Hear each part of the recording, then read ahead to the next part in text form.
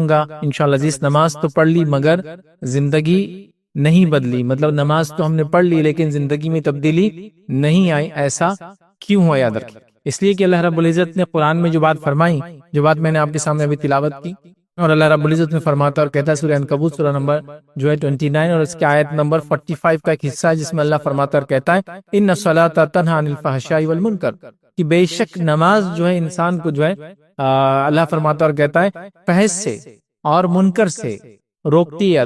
قرآن نے تو کہا کہ نماز روکتی ہے برائی سے، انسان کو فحش چیزوں سے، لیکن پریکٹیکلی اگر دیکھا جا رہا ہے ایسا تو ہماری زندگی میں ہو نہیں رہا ہے۔ ہم نماز بھی پڑھ رہے ہیں، ادھر گناہ بھی کر رہے ہیں، نماز بھی پڑھ رہے ہیں، ادھر برائی بھی چالو ہے، بلکہ کچھ جگہ تو لوگوں نے ایسی مثالیں دے دی یا مثال دی جاتی یا دی جا رہی ہے، حالانکہ وہ درست نہیں ہے، کیونکہ اچھا اور برا انسان کوئی بھی ہو سکتا ہے، لیکن ایسی مثالیں دی جاتی ہے کہ بھائی فلاں جناب ہے، سب سے زیادہ نمازی ہے، علاقے کے سب سے زیادہ پابند انسان ہے، لیکن سب سے بڑے دھوکے باز بھی یہی ہے ہمارے علاقے کے اندر، اس لیے کہ یہ فلاں بھی کرتے فلاں بھی کرتے ہیں۔ تو ایسا کیوں ہو رہا ہے کہ نماز تو ہم پڑھ رہے ہیں، قرآن بھی اس کا دعویٰ کر رہا ہے کہ نماز فحش اور منکرات سے، بری چیزوں سے انسان کو روکتی ہے، لیکن اس کے بعد بھی ہماری زندگی میں نماز پڑھنے کے بعد بھی تبدیلی نہیں آ رہی ہے، ایسا کیوں ہو رہا ہے؟ اب اس سے پہلے کہ ہم آگے عنوان کی طرف بڑھے، یہ بات وضاحت کر دوں، واضح کر دوں، یہ ٹاپک ان لوگوں کے لیے ہے اولین جو نماز پڑھ رہے ہیں، مطلب نماز تو پڑھ لی لیکن زندگی نہیں بدل رہی، کیوں؟ سوال یہ ہے، تو مطلب نماز وہ پڑھ رہے ہیں لیکن اس کے بعد بھی اس کے فائدے نہیں اٹھا رہے، جیسا یہ کہا جائے بھائی اسکول بھی جا رہے ہو، ٹیوشن بھی جا رہے ہو، ڈبل ٹیوشن جا رہے ہو، پھر بھی پاس کیوں نہیں ہو رہے ہو تم؟ ہوتا ہے نا، بچوں سے پوچھتے ہیں سب کچھ کیا جا رہا ہے پھر بھی رزلٹ کیوں نہیں آ رہا ہے؟ تو یہ تو وہ ہے جو بچہ پڑھنے کی کوشش کر رہا ہے، پڑھ رہا ہے، اسکول جا رہا ہے، کالج جا رہا ہے، کبھی ٹھیک ہے جاتا ہے، کبھی برابر نہیں جاتا، لیکن کر رہا ہے، لیکن جو نماز سے ہی دور ہے، ٹھیک ہے، تو یاد رکھیے ان کے لیے ضروری ہے کہ نماز کی اہمیت کو جانے۔ نماز ایک فریضہ ہے، چونکہ ابھی وہ ٹائم نہیں ہے کہ میں فریضہ اس کی اہمیت لوں، آلریڈی میرا ایک لیکچر ہے نماز کی اہمیت، یہ آن لائن اپلوڈڈ ہے، آپ جائے اس کو دیکھیں، اس میں نے نماز کی اہمیت بتائی ہے، اور نماز پڑھنے کے تقریباً 30 فائدے اور نماز نہیں پڑھنے کے 30 نقصانات جو دنیا اور آخرت میں ہوتے ہیں، ہم نے اس کے اندر ان شارٹ ان بریف بہت اچھے سے ڈسکس ہم نے کیا، تو اس کو دیکھیں۔ تو یہ تو وہ آدمی جو نماز پڑھ رہا ہے لیکن پھر بھی زندگی نہیں بدلی، مطلب نماز بھی چالو ہے، دھوکہ بھی چالو ہے، نماز بھی چالو ہے، لوٹ مار بھی چالو ہے، نماز بھی چالو ہے، لین دین میں گڑبڑ بھی چالو ہے، نماز بھی چالو ہے، پڑوسی کے حق بھی مارنا چالو ہے۔ تو ایسا کیوں ہو رہا ہے کہ نماز تو ہم پڑھ رہے ہیں لیکن نماز ہماری زندگی میں تبدیلی نہیں لا پا رہی؟ تو ٹاپک سب سے پہلے ان لوگوں کے لیے جو نماز پڑھتے ہیں لیکن اس کے بعد بھی اس کے فائدے نہیں اٹھا پا رہے، جو پڑھتے ہی نہیں، ان کا کام ہے کہ بہت زیادہ اس معاملے میں سیریس ہو، اس لیے کہ وقت نہیں ہے، لیکن مختصر صرف آپ کو یہ بات بتا دوں، جو آدمی توحید پر نہ ہو اور نماز قائم نہ کرتا ہو، اس کے باقی دیگر اعمال میں سے کچھ بھی قبول نہیں کرتا اللہ تعالیٰ۔ دو چیزیں کسی اعمال کی قبولیت کے لیے ضروری، یاد رکھیے علماء لکھتے ہیں، پہلا انسان توحید پر ہو، اور دوسرا توحید کے ساتھ ساتھ وہ نماز قائم کرتا ہو، تبھی اللہ رب العزت اس کے روزہ، اس کے حج اور اس کے دیگر عبادتوں کو، زکوٰۃ وغیرہ سب کو قبول کریں گا۔ اگر وہ توحید پر نہ ہو اور نمازی نہ ہو تو دیگر عبادتیں بھی اس کی قبول ہونے والی نہیں، یاد رکھیے، اس بات کو ہم کو سمجھنا ہے، سنجیدگی سے اور سیریس ہو کر سمجھنا، یاد رکھیے، اس لیے کہ بہت امپورٹنٹ ٹاپک ہے یہ۔ لیکن ابھی بہرحال وہ نہیں پڑھنے والوں کے لیے ہم وعید نہیں کر رہے ہیں، جو پڑھ رہے ہیں لیکن فائدہ کیوں نہیں ہو رہا، ان کے تعلق سے ہم انشاءاللہ عزیز ہم بات رکھنے کی جو ہے کوشش کریں، یاد رکھیں، ٹھیک ہے۔ تو توحید اور نماز دو عبادتیں ضروری ہے باقی دیگر عبادتوں کے قبول کرنے کے لیے، یاد رکھیں۔ اور صحابہ کے تعلق سے یہ بات بڑی مشہور تھی کہ صحابہ کسی انسان کو یا کسی مسلمان کو کافر نہیں سمجھتے تھے جب تک کہ وہ نماز کے چھوڑنے والا نہ ہو، مطلب صحابہ کسی بھی انسان کو اس کے گناہ کبیرہ کی وجہ سے، اس کے برائیوں کی وجہ سے کافر نہیں بولتے تھے، سوائے اس کے کہ جو نماز چھوڑ دیتا تھا صحابہ اس کو کافر مانتے تھے۔ تو میں سمجھتا ہوں اس سے بھی اس کی سنجیدگی کا پتہ چلتا ہے، اور ظاہر سی بات ہے کہ ایک انسان اگر زندہ ہے تو اس سے باقی سب تو پوچھ سکتے ہیں، لیکن یہ کبھی نہیں پوچھتے کہ سانس چل رہی ہے کہ نہیں چل رہی ہے۔ سانس نہیں چل رہی تو مر جائیں گا نا۔ اسی طرح ایک آدمی مسلمان ہے تو نمازی ہے یا نہیں، اس کو پوچھنے کی ضرورت نہیں، وہ بائی ڈیفالٹ ہونا چاہیے۔ لیکن افسوس، صد افسوس، ہم لوگ اس فرائض کے اندر بھی اتنے کوتا اور اتنے کمزور نظر آ رہے ہیں کہ جس کی کوئی انتہا نہیں۔ اب زیادہ تفصیلات میں جانے کی ضرورت نہیں ہے، پہلا، دوسرا اور تیسرا رمضان کو یاد کیجئے، اور اب ہم جس فیز میں آ کے کھڑے ہیں، 19واں روزہ آج ختم ہوا، 20ویں کی شب پہ آج ہم کھڑے ہیں، آج مسجدوں کی حالت کیا، اس سے اندازہ لگائیے کہ مسجد میں جو پہلے 2-3 دن آئے وہ لوگ بھی غائب ہیں، مطلب پہلے مسجد بھی نہیں پوری، سڑک بھی نہیں پوری، مسجد کی چھت بھی نہیں پوری، پڑوسی کا گھر بھی نہیں پورا ہوا، سب کچھ ہونے کے باوجود بھی رش تھا اور لوگ واپس جا رہے تھے، مطلب کوئی دوسری مسجد تلاش کر رہے تھے۔ آج ہم 19 کی رات کھڑے ہیں، اب مسجد بھی پور جا رہی ہے، بس جو نارمل تھا اس سے 1-2-3 صفحے زیادہ بڑھ رہی ہے. مطلب کتنا لوگ نماز کو دھڑلے کے ساتھ چھوڑ رہے ہیں. ہمیں چاہیے کہ نماز کو ہم سیریس لیں اور اس کو پڑھیں. بہرحال لیکن اگر ہم نماز پڑھ رہے ہیں اور ہماری زندگی میں تبدیلی نہیں آ رہی تو کیوں, اس کے تعلق سے کچھ باتیں انشاءاللہ ہم ڈسکس کریں گے. آج کا ٹاپک انشاءاللہ 10 پوائنٹس میں آپ کو کور کرنے کی کوشش کروں گا. آئیے مختصر 10 پوائنٹس کا رکھتا ہوں اور پھر آگے ہم دیکھتے ہیں. پہلی چیز ہم دیکھیں گے انشاءاللہ, جو پہلا نقطہ دیکھیں گے, پہلا پوائنٹ دیکھیں گے, نماز میں خشوع اور خضوع کا نہ ہونا. یہ وجہ نماز سے زندگی نہیں بدلتی ہے, خشوع اور خضوع نہیں ہونا. دوسرا یہ کہ نماز کا حق ادا نہیں کرنا جیسا حق ادا کرنے کا حق ہے. ٹھیک ہے, اسی طرح دکھاوے کے لیے نماز پڑھنا. چوتھی چیز انشاءاللہ مصیبت اور پریشانی میں ہی نماز پڑھنا صرف, اور بعد میں جو امن ہو جائے, زندگی اچھی چلے تو چھوڑ دینا. پانچویں چیز یاد رکھیں, نماز میں جلد بازی کرنا. چھٹی چیز ہم دیکھیں گے, نماز بھی پڑھنا اور گناہ بھی کرنا. یہ سوچ کر کے نماز پڑھے تو گناہ کر سکتے ہو, مطلب نماز پڑھنا لائسنس ٹو سن, گناہ کرنے کے لیے لائسنس مل گیا, میں گناہ ہو رہے تو نماز بھی تو پڑھے نا. تو ادھر بیلنس ہم کر دے رہے, ادھر ایک چیز تو ادھر ایک چیز. اس طرح ساتویں چیز نماز کو پڑھنا لیکن پابندی سے نہیں پڑھنا, کبھی پڑھنا کبھی چھوڑنا. ٹھیک ہے. آٹھویں چیز انشاءاللہ ہم دیکھیں گے, نماز بھی پڑھنا اور اللہ کے ساتھ شرک بھی کرنا. اس سے نماز سے کوئی فائدہ انسان کو نہیں ملتا ہے. نویں چیز ہم دیکھیں گے, یاد رکھے, یہ بھول جانا کہ نماز کیوں ہم پر فرض ہے, اس کو ہم بھول جا رہے ہیں. دسویں چیز انشاءاللہ دیکھیں گے, اللہ کی عبادت کرنا لیکن بندوں کا حق بھی ساتھ مارنا, اس کے نتیجے میں نماز کا فائدہ نہیں ہوتا ہے. اب اگر کوئی شخص یہ سوچ رہا ہے کہ ہونا تو یہ چاہیے, قرآن کی آیت بول رہی کہ نماز ہم کو جو ہے برائی سے اور فحش اور برائی سے روکتی ہے, تو جب میں نے نماز پڑھ لی تو خود بخود یہ چیز آٹومیٹک ہو جانا چاہیے. آپ یہ بات میری یاد رکھیں, سب سے پہلے کوئی بھی اعمال کرنے کے لیے آپ کو انٹینٹ, نیت کرنا پڑتی ہے, تب جا کے اس میں فائدہ ہوتا ہے. جیسے اگر میں مثال دوں آپ کو, بیٹے آج فجر میں اٹھو, آپ اپنے بچے کو کہہ رہے ہیں انشاءاللہ, کوئی نیت نہیں ہے, کوئی انٹینشن نہیں ہے, یہ آدمی نہیں اٹھ سکتا ہے. میں کہہ رہا ہوں چیلنج سے نہیں اٹھ سکتا ہے. لیکن ایک آدمی نے سوچ لیا مجھے اٹھنا ہے, جس کی اگر مثال لینا ہے تو نماز کے شاید میں نہیں دے پاؤں گا, دوسری مثال دیتا ہوں سمجھنے کے لیے. صبح ارلی مارننگ ٹرین ہے 6 بجے, کوئی الارم کی ضرورت نہیں ہے, کچھ نہیں, 4 بجے سے اٹھ کے بیٹھ جا رہے جناب, جو فجر میں روز نہیں اٹھ پا رہے. کیسے اٹھے 4 بجے؟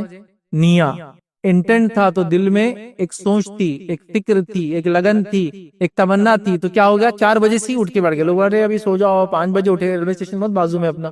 اور اگر آپ کا سفر ٹرین سے نہیں فلائٹ سے, اور پہلا فلائٹ کا سفر ہے, تو پتہ چلا رات بھر نہیں سو رہے, انٹینٹ کی وجہ سے ہوا نا, یہ سب نیت کی وجہ سے ہوا, بیک گراؤنڈ میں کچھ نہیں تھا. تو اگر نماز بھی فحش سے اور منکر سے روکتی ہے, ہم کو اس انٹینٹ کے ساتھ اس کو پڑھنا پڑے گا. یہ نہیں کہ نماز پڑھ کے اب گناہ کرنے کا, چونکہ نیکی بھی کر رہے ہیں نا, تو ترازو میں گناہ بھی تو ہونا چاہیے نا پھر ہمارے, تو لہٰذا ہم دونوں چل رہے ہیں, تو اس سے نہیں ہوگا. تو یاد رکھیں انٹینٹ اہم چیز ہے, یاد رکھیں. چلیے آگے چلتے ہیں. پہلا پوائنٹ دیکھتے ہیں اپنا, نماز میں خشوع اور خضوع کا نہ ہونا. نماز پڑھنے کے بعد بھی ہم کو نماز کا فائدہ نہیں ملتا, یاد رکھیں. تو نماز میں خشوع اور خضوع پہلا پوائنٹ ہمارے ہیں. خشوع اور خضوع کیا ہے کہ انسان خشیت کے ساتھ, اللہ کے ڈر کے ساتھ نماز پڑھے.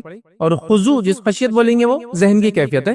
خضوع کہیں گے اعضاء اور جوارے نماز کے اندر ہوں, مطلب میں ذہنی طور سے بھی نماز کے اندر ہوں اور جسمانی طور سے فزیکلی بھی نماز کے اندر ہوں. یہ نہیں کہ نماز میں کھڑا ہوں تو ہاتھ بھی چالو ہے, بال بھی سدھارنا چالو ہے, ٹوپی کو ہر تھوڑی دیر کو سیدھا کر رہا ہوں, رومال باندھا تو اس کو ہر تھوڑی دیر کو اوپر نیچے کر رہا ہوں, شرٹ کو سیدھا کیا جا رہا ہے, کرتے کو سیدھا کیا جا رہا ہے, ہر رکن کے اندر سب کچھ. مطلب آپ دیکھیں نا, کچھ لوگ داڑھی میں ہاتھ ڈالے جا رہے ہیں, مونچھی کو سدھار لیا جا رہا ہے, یہ کر لیا جا رہا ہے, بھووں کو سیدھا کیا جا رہا ہے, تو مطلب ہر چیز ہو رہی.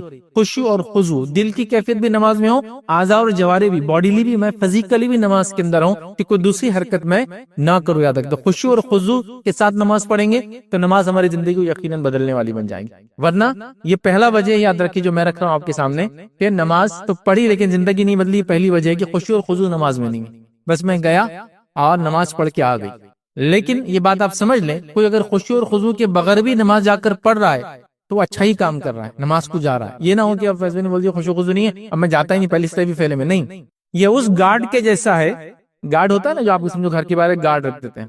اب ایک گارڈ ہے زندہ انسان کے طور پہ, آپ کی گھر کے باہر بیٹھا ہے, مطلب آپ نے کہا کہ رات میں 10 بجے آ جانا, صبح 6 بجے چل جانا. ایک زندہ انسان گھر کے باہر بیٹھا ہے, تنخواہ لیتا ہے اور چلا جاتا ہے, کچھ نہیں اس سے ہوتا, آنکھیں کھلی اس کر بیٹھا ہے. اور ایک دوسرا آدمی جس کو آپ نے گارڈ بول کے رکھا, آپ آئے تو کھڑا ہو گیا, آپ سامان لے جائے تو اٹھ کے سامان میں مدد کر رہا, آپ سمجھیں آپ کی ساری ہیلپ کر رہا, مانیٹرنگ کر رہا, صبح بول رہا کہ ایسا مسئلہ ہو رہا, رات میں فلاں آدمی آ رہا, مجھے ایسا ڈر لگ رہا, آپ CCTV کیمرہ لگا دیجیے, آپ فلاں کر لیجیے. یہ بھی گارڈ ہے, یہ بھی گارڈ ہے, دونوں کو تنخواہ مل رہی. ایک پرو ایکٹیو اپنے کام میں اور ایک اٹینڈنس اپنی برابر دے رہا ہے, لیکن اٹینڈنس دینے کی وجہ سے تنخواہ اس کو ملیں گی. تو خشوع اور خضوع نہیں ہونے کے نتیجے نماز مت چھوڑو, اس لیے میں کلیئر کر رہا ہوں کہ نہیں بولے وہ خشوع خضوع نہیں, نماز ہی غائب اپنی, چونکہ اپنا دل ادھر لگ رہا ادھر جا رہا تو نماز نہیں, نماز تو نہیں چھوڑنا. حاضر تو ہونا ہی ہے بھائی کسی بھی حال میں، ٹھیک ہے بہرحال۔ تو خشوع اور خضوع اصل چیز یاد رکھیں، مطلب دل اور دماغ دونوں کا، اور جسم اور جوارے کا، اعضاء اور جوارے کا نماز کے اندر ہونا یاد رکھیں۔ اللہ سبحانہ تعالیٰ کیا فرماتا ہے قرآن کے اندر، سورہ مومنون سورہ نمبر 23 آیت نمبر 1 اور 2 میں اللہ فرماتا ہے قد افلح المومنون، یقیناً کامیاب ہو گئے وہ لوگ جو ایمان لائے، الذین هم فی صلاتہم خاشعون، اور وہ لوگ جو نماز کو خشیت کے ساتھ پڑھتے ہیں۔ تو یہ سورت کی ابتدا ہوتی ہے کہ کامیاب ہو گئے ایمان لانے والے، ٹھیک ہے۔ تو یہاں اللہ رب العزت نے مومنوں کو کامیابی کی بشارت دے دی، لیکن ان کی پہلی صفت بیان کی خشوع کے ساتھ نماز ادا کرتے ہیں۔ تو خشوع ہونا چاہیے نماز کے اندر، اور اس کو پیدا کرنے کے لیے ایک سب سے اہم ٹول جو ہے یاد رکھیے وہ یہ ہے کہ ہم کوشش کریں جو عمومی سورہ امام صاحب پڑھتے ہیں ان سوروں کا ترجمہ ہم پڑھ لیں تو سمجھنے لگے، اگر ابھی نہ بھی آتی ہو تو پھر وہ خشوع کا لیول بڑھ جاتا ہے ہمارا، کیونکہ اب ہم سمجھنے لگتے ہیں جو امام صاحب پڑھ رہے ہیں۔ جیسا کہ ایک مشہور سورہ ہے، سمجھو سورہ فیل پڑھ رہے امام صاحب، علم ترا، تو جیسے علم ترا شروع کیا تو آپ کو وہ ہاتھی والوں کا واقعہ یاد آ رہا ہے، آپ ریپیٹ کر رہے ہیں تو آپ کا خشوع بڑھ جاتا ہے اس کے اندر۔ سمجھ لیجئے امام صاحب فلاں چیز، جیسا ابھی تراویح چل رہی ہے اور آپ نے سوچا کہ امام صاحب تراویح میں آج فلاں پارا لینے والے، میں پہلے سے اس کو پڑھ کے چلا جاتا ہوں، اور سورہ یوسف امام صاحب نے شروع کر دیا تو آپ کو پورا سورہ یوسف مائنڈ میں گھومنا، اچھا ایسا یہ واقعہ سمجھے؟ تو یہ خشوع اور خضوع کی ایک زبردست بہترین طریقہ حاصل کرنے کا۔ تو اللہ نے فرمایا کامیاب ہو گئے ایمان لانے والے، صفت کیا ہے؟ نماز کو خشوع سے ادا کرتے ہیں۔ تو ہم نماز کو خشوع سے ادا کرنے والے بن جائیں، انشاءاللہ وہ تب ہوں گا جب ہم قرآن کو سمجھنے والے بنیں گے۔ نماز سے پہلے تھوڑا فارغ کر لیں گے اپنے آپ کو، جو مصروفیت سے تھوڑا نکال لیں گے، تھوڑا مطلب آپ ایسا کریں کہ موقعہ کے حساب سے نکل جائے، بس وضو کو جتنا ٹائم لگتا ہے اور موقعہ ہر نماز سے پہلے اور بعد کی، تو تھوڑا سا فارغ ہو جاتے آپ نماز کے لیے، پورا یکسوئی کے ساتھ ذہن اس میں آ جاتا۔ اس طرح خلوص مطلب اخلاص کے ساتھ آپ کھڑے ہو، یاد رکھیں، اور دلچسپی رکھیں کہ مجھے نماز پڑھنا ہے، اللہ کے سامنے حاضر ہونا۔ جیسا کہ انسان کو بولے کہ آپ کو آپ کے باس کے سامنے حاضر ہونا، تو کیسے ریڈی ہو کے جاتے ہیں؟ یا کوئی کلائنٹ آ رہا ہے باہر سے، کیسے آپ اس کو کرتے؟ یا پھر اور زیادہ اچھا اگزامپل دو تو آپ کو کوئی دیکھنے آ رہا ہے، پھر تو خضوع تیاری کا ایک دم نیکسٹ لیول ہے نا، اٹینٹیونیس کا، دلچسپی بڑھ جاتی چیزوں کے اندر، وہی دلچسپی ہو، پھر میں جا رہا ہوں اللہ کے سامنے کھڑا ہو رہا ہوں، مجھے تھوڑا سا یہ سب چیزیں کرنا چاہیے انشاءاللہ عزیز۔ یہ سب بہت شارٹ میں ہوتا ہے، یہ سب دماغی کیفیت ہے، یاد رکھیں، اس کو اگر ہم چینج کریں تو ساری چیزیں آسانی کے ساتھ ہو جاتی ہے، یاد رکھیں، ٹھیک ہے۔ اسی طرح خشوع اور خضوع حاصل کیسے کریں ہم یاد رکھیں، تو عبادت ہم ایسی کریں جیسے کہ ہم اللہ کو دیکھ رہے ہیں، اور نبی اکرم صلی اللہ علیہ وسلم نے اس بات کو اس حدیث میں بیان کیا تھا جس کو حدیث جبرائیل کہتے ہیں، جس کے اندر اللہ کے رسول نے 3 باتیں بتائی تھی، ایمان، اسلام اور احسان۔ تو یہ احسان کا درجہ ہے کہ عبادت ایسی کر تو اللہ کے جیسا اسے دیکھ رہا، اور تو ایسا نہیں کر سکتا اور یقیناً نہیں دے سکتے، تو یہ جان لے وہ تجھے دیکھ رہا ہے، تو پھر خشوع حاصل ہوں گا۔ قرآن کو سمجھیں ہم پہلے، ان صورتوں کو جو کامن ہے، یہ عربی سیکھتے تو بہت اچھی بات ہے، خشوع انشاءاللہ جس سے حاصل ہوں گا، یاد رکھیں۔ تو یہ اہم چیز ہے یاد رکھیں، اور صحابہ کے خشوع کا بہت نیکسٹ لیول تھا نمازوں کے اندر، یاد رکھیں۔ بہت مختصر سے واقعہ سناتا ہوں، 2 صرف آپ کو۔ ایک واقعہ اس طرح سے یاد رکھیں، تفصیلات میں نہیں جاتا ہوں، اس کی بہت لمبی روایت ہے، بس روایت کے الفاظ ایسے ہے کہ ایک کافر تھا اور جنگ میں اس کی بیوی کچھ وجوہات کی بنیاد پر اس کی بیوی جو ہے انتقال کر گئی، وہ ماری گئی، یاد رکھیں، ٹھیک۔ اب اس شخص نے یہ سوچ لیا کہ میں محمد کے ساتھیوں میں سے کچھ کو تو مار کے چھوڑوں گا، مطلب صحابہ میں سے کسی نے کسی کی تو جان لوں گا میں، کیونکہ اس کو پتا نہیں تھا کس نے مارا۔ اب اس نے تہیہ کر لیا۔ اس کے بعد اللہ کے رسول صلی اللہ علیہ وسلم نے اعلان کیا کہ بھائی شام میں اب گارڈ کرنا ہے، فوج ہے تو اس کی گارڈنگ ہوتی ہے، تو رات میں کون ہوں گا؟ تو 2 لوگوں نے پارٹیسپیٹ کیا، ایک انصاری تھے اور ایک غیر انصاری تھے، تو انہوں نے کہا کہ ہم لوگ یہ ایریا سے مطلب ڈائریکشن جو بھی سمتی ہم گارڈ کریں گے، باقی لوگ وہ ٹھیک ہے طے گئے۔ جب وہ دونوں جگہ بیٹھ گئے، صحابی تو ایک دوسرے سے بات کرتے ہوئے کہا دونوں کیوں جاگتے رات بھر، آدھی رات تم جاگ لو، آدھی رات میں جاگ لیتا ہوں، تو اسی طرح دونوں کا آرام بھی ہو جائے گا اور وہ بھی ہو جائیں گا۔ اس کے بعد جب ایک صحابی جو جاگ رہے تھے اور دوسرے صحابی سو گئے، تو یہ کھڑے ہو گئے اور نماز سوچا اب کیا کروں، جس ڈائریکشن میں ہوں دشمن آئے تو میں اس کو دیکھ لوں گا، کیونکہ آہٹ ہی آئیں گے نا۔ اب اس زمانے کا مطلب کوئی آہٹ دیکھے، اور ظاہر سے میں جتنا دیکھ سکتا ہوں وہ اتنا دیکھ سکتا تھا اس زمانے میں، کوئی ایسا نہیں تھا کہ اسپیشل کچھ چیزیں تھی جس سے روز رات میں بھی دیکھ لیں، تو کہا آئیں گا تو آہٹ ہوں گی تو میں اس کو دیکھ لوں گا۔ اب وہ شخص آیا اور اس نے دور سے دیکھا، ہاں ایک شخص سے نماز پڑھ رہا ہے، اور اس نے ایک تیر مارا، پہلا تیر، اس کے بعد بھی وہ نماز پڑھتا رہے، اس نے دوسرا تیر مارا، پھر بھی وہ نماز پڑھتا رہے، اس نے تیسرا تیر مارا، پھر بھی وہ نماز پڑھتا رہے۔ اس کے بعد جب انہوں نے 3 تیر کھا لیے، نماز مکمل کی، اپنے ساتھی کو اٹھایا، جب وہ نیند میں سے اٹھا اور اس نے دیکھا خون بہ رہا، جب 3 تیر لگ گئے، بولے تو بہت مشکل ہے، 3 تیر لگنا اس زمانے ایکویلنٹ 3 بلٹس آپ کو لگے، گولیاں لگی تھی، تو وہ ایک دم پریشان ہو، کہا تم نے میرے بھائی اٹھایا کیوں نہیں مجھے، اور کیا ہو گیا تھا؟ جب پہلا تیر لگا تبھی اٹھانا چاہیے تھا، 3 ظاہر سی بات ایک آدمی مار رہا ہے تو ایک مار رہا، پھر تھوڑی دیر بعد دوسرا، کیوں تم نے مجھے اٹھایا نہیں؟ تو کہا میں ایک سورت تلاوت کر رہا تھا، مجھے لگا کہ اس کو ڈسکنٹینیو کرنا مجھے پسند نہیں آیا، تو میں نے اس کو کنٹینیو کر کے ختم کیا اور اس کے بعد تم کو جگایا۔ آپ خشوع کا عالم دیکھ رہے ہیں؟ تو ایک تیر، دو تیر، تین تیر. اب آپ ایک سوال کر سکتے ہیں، اسپیشل لوگ تھے وہ، اسپیشل ان کا ذہن تھا، پرانے زمانے کا کھانا کھائے ہوئے تو ان کو تکلیف نہیں ہوتی تھی، برداشت کر لی انہوں نے. نہیں، آپ بھی یہ تکلیف برداشت کرتے. اتنا خشوع اور خضوع آپ میں بھی ہوتا ہے کہ مثالیں دو میں آپ کو چند. اللہ نہ کرے کسی ایکسیڈنٹ میں آپ انوالو تھے اور بہت سیریسلی آپ کو مار لگا، اس کے باوجود بھی آپ اٹھ کر دوسروں کو پہلے دیکھتے اس کو کیا ہوا، حالانکہ آپ بھی سیریسلی انجرڈ ہے، آپ کو محسوس بھی نہیں ہو رہا کہ آپ کی ہڈی ٹوٹ گئی، آپ کا بلڈ جا رہا ہے، لیکن آپ بیوی کہاں ہے، بچہ کہاں ہے نا، دماغ کی کیفیت وہ خشوع کہ تو ابھی ایک سوئی کے ساتھ آپ کا کنسنٹریشن ہے، گاڑی کو کیا ہوگا وہ چھوڑو، ساتھ میں لوگ تھے ان کا کیا ہوا، اور آپ کی اس کیفیت کے باوجود آپ دوسروں کی فکریں چالو کر دیتے. چلو وہ بھی چھوڑ دو، آپ کہیں بیٹھے تھے، آپ کے سامنے کوئی ایکسیڈنٹ ہو گیا، مطلب وہ خشوع کا لیول آج بھی ہم میں ہوتا ہے، سامنے ہو گیا اور آپ کوئی چیز سے کچھ کام کرے تھے، کوئی اوزار کے ساتھ، وہ اوزار آپ نے اپنے ہاتھ پہ چلا لیا، وہ گرم چیز کو آپ نے پکڑ لیا، آپ کو حس بھی نہیں ہوا. کیوں؟ تو وہ جو واقعہ ہوا اس کی شدت کی وجہ سے اتنا ڈوب گیا آپ اس کے اندر کہ آپ بھول گئے کہ آپ یہاں کیا کر رہے تھے، اور آپ نے وہ گرم چیز کو ہاتھ میں اٹھا لیا، وہ چھری کو ہاتھ پہ چلا دیا، لوگ آپ کے ہاتھ سے خون نکال، ارے میرے کو تو معلوم ہی نہیں ہو. خشوع تو آج بھی ہم اس خشوع کو اپنے لائف سے ریلیٹ کر سکتے ہیں، ہوتا ہے حالات کے اعتبار سے. صحابہ کا نماز میں ویسا خشوع تھا ان کا، سمجھے. اسی طرح عمر ابن خطاب رضی اللہ عنہ کے تعلق سے ان کی بیٹی فرماتے ہیں کہ میں تیسری صف میں کھڑا تھا، تھرڈ رو کے اندر کھڑا تھا، اور میرے والد نماز پڑھائے تھے، والد خلیفہ تھے جو نماز پڑھا رہے تھے، اور ان کی رونے کی آواز میں تیسری صف تک سن رہا تھا. ظاہر سی آدمی خیرت تیز کرتا ہے، اگر اس کو رونا ہے تو خاموش دبا کے روتا ہے، تب بھی تھرڈ صف تک میں ان کی آواز سن سکتا تھا. یہ خشوع کا حال اس لیے کہ وہ قرآن کو سمجھ رہے تھے، جب سمجھ رہے تھے تو خشوع کا لیول ڈیولپ ہوتا ہے. ٹھیک ہے، تو بہرحال یہ دو واقعات کے بہرحال کہ خشوع ضروری ہے، اور خشوع حاصل ہوں گا تو پھر نماز کے فائدے ہوں گے، ورنہ نماز تو پڑھ لی لیکن فائدے حاصل زندگی نہیں بدلیں گی. یاد رکھیں. تو خشوع اور خضوع پہلا پوائنٹ. دوسرا پوائنٹ یاد رکھیں، وہ ہے نماز کا حق ادا نہ کرنا. اس کی وجہ سے بھی نماز تو پڑھ لیتے ہیں، فائدہ نہیں.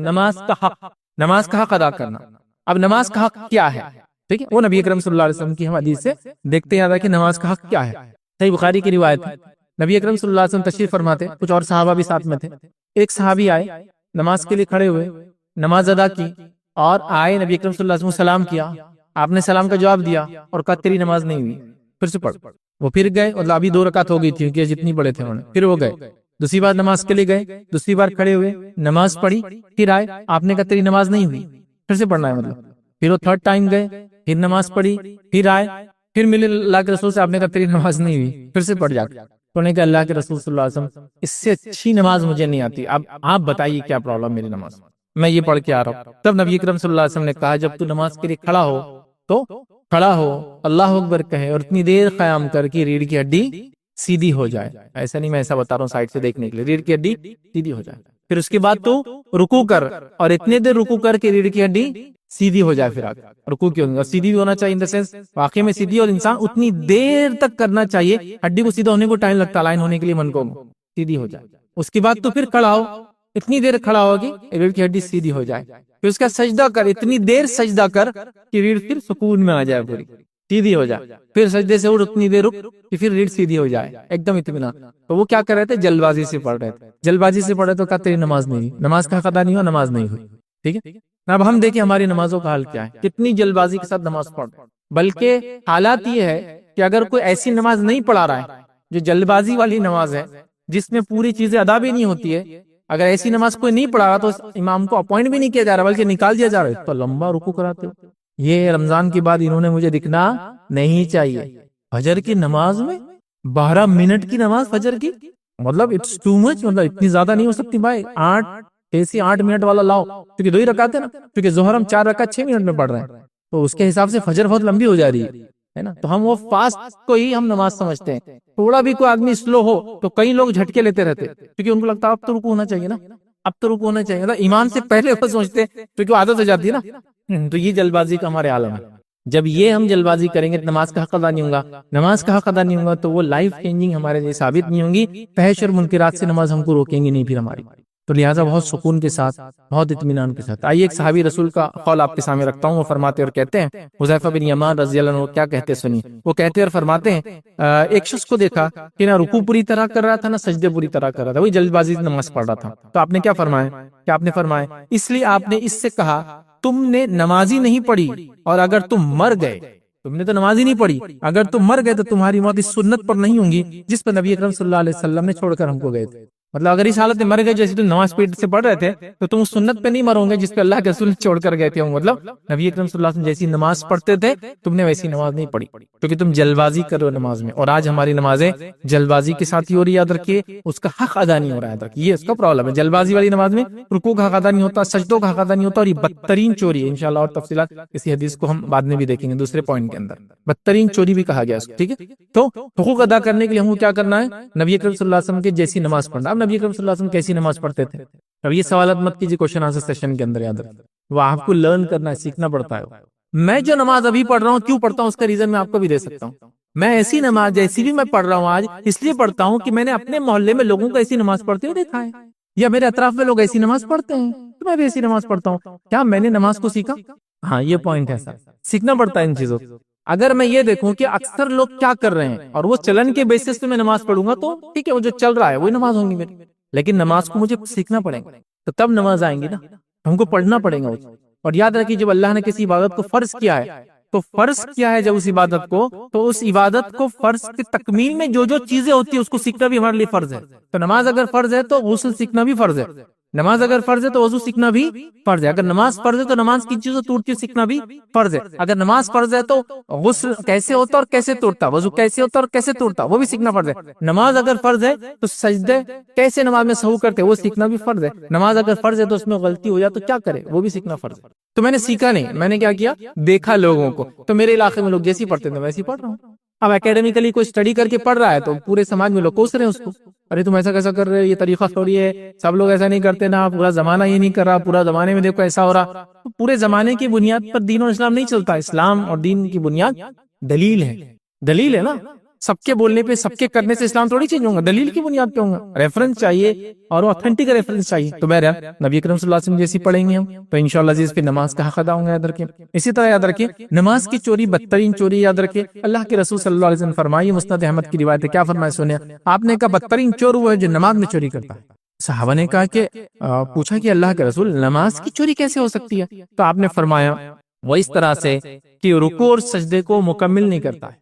اور ہاں بس رکوع کا معاملہ تو بہت یونیک ہے. رکوع اور جو رکوع کے سمیع اللہ لمن حمیدہ رہتا ہو ایک ہی سٹیج میں ہو جاتا ہمارا, یوں کر کے کب اٹھتا ہو, مطلب جھکتا ہی پورا نہیں, ویسا یوں رہتا, ایسا تو ہوتی نہیں کمر, وہ رہتا ہی ایسا, اور فوراً کھڑا ہو گیا, یوں جھکا اور یوں کھڑا ہو گیا, وہیں پوری اس کی ہڈی آ کر رکوع میں آنے سے پہلے وہ خالی یوں ہوا اور پھر کھڑا بھی ہوگا. مطلب دونوں چیزوں کو نے اس کا ادا کیا, اس کا ادا کیا.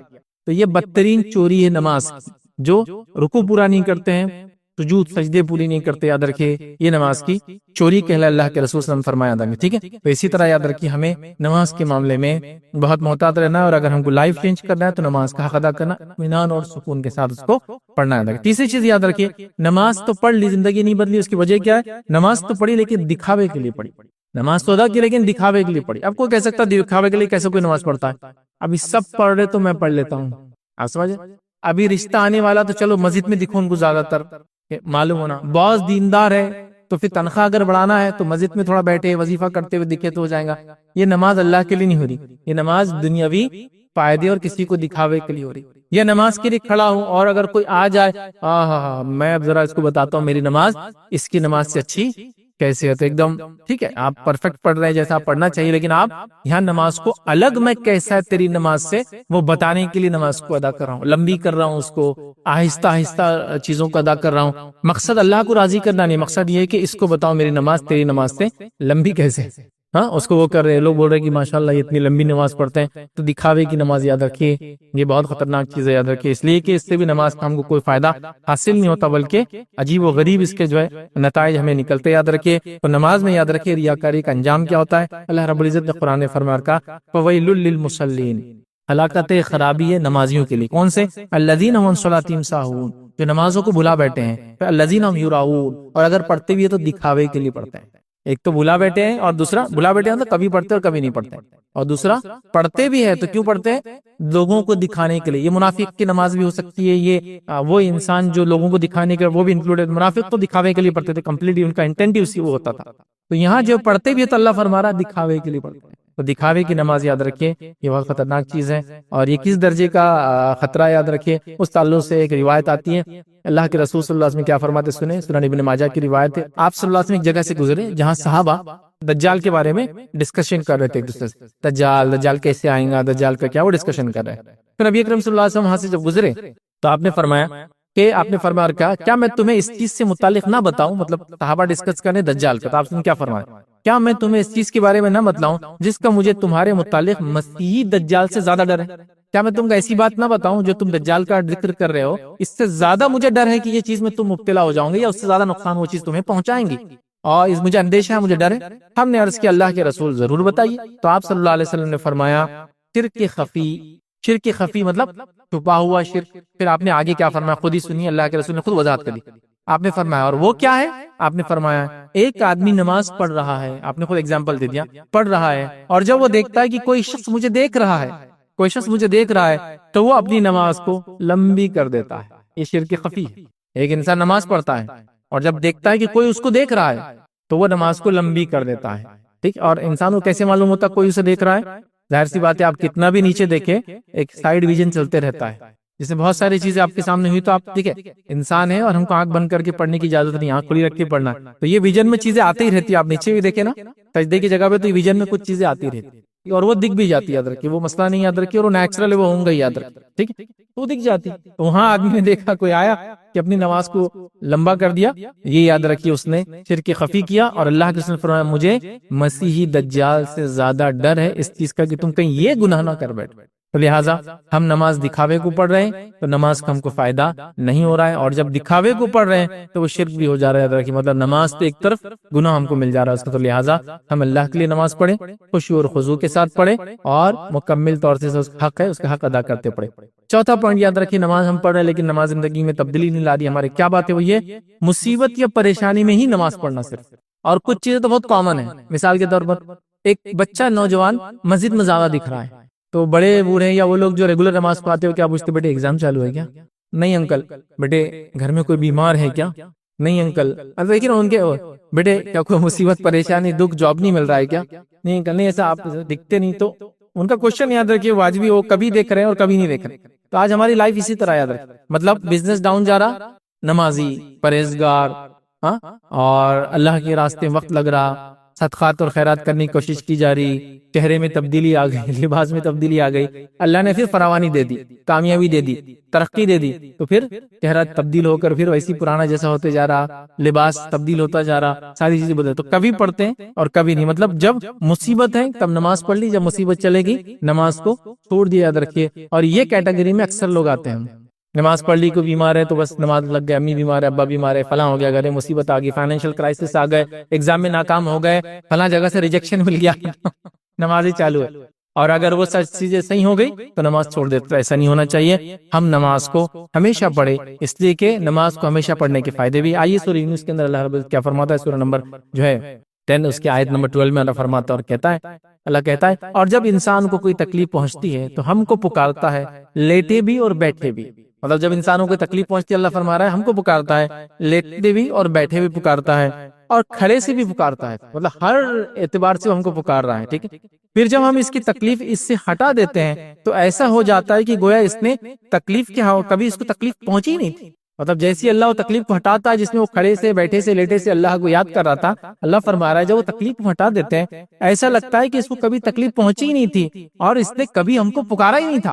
مطلب جیسی سہولت اللہ نے دی، لائف سٹائل پھر چینج کر دیا، گناہوں کی زندگی میں پڑ گئے اور پھر سے اعمال کو ہم نے بدل دیا۔ تو اللہ رب العزت فرما رہا ہے لوگ کچھ ایسے ہوتے ہیں کہ کھڑے بیٹھے اور لیٹے سے اللہ کو یاد کرتے ہیں، لیکن اللہ جیسی مصیبت ہٹاتا ہے ایسے واپس پلٹتے اپنی زندگی کے روش پر کہ ایسا ہوتا ہے کبھی جیسا انہوں کوئی تکلیف پہنچی نہیں، کبھی انہوں نے میری عبادت ہی نہیں کی، ٹھیک ہے۔ تو یہ یاد رکھیے ہمارے ساتھ ہوتا ہے، اور یہ بات آپ یاد رکھیے، ہماری نمازیں، ہماری عبادتیں ہم کو کب فائدہ دیتی ہے؟ نبی اکرم صلی اللہ علیہ وسلم نے یہ بات مسند احمد کی روایت میں، عبداللہ بن عباس بہت چھوٹے تھے اور اللہ کے رسول کو کچھ نصیحتیں کر رہے ہیں، اب پوری نصیحتیں رکھنے کا وقت نہیں، بڑی پیاری پیاری نصیحتیں ہیں، وقت ملے تو ضرور پڑھے، بچوں کی نصیحتیں ہر بڑے نے کرنا چاہیے۔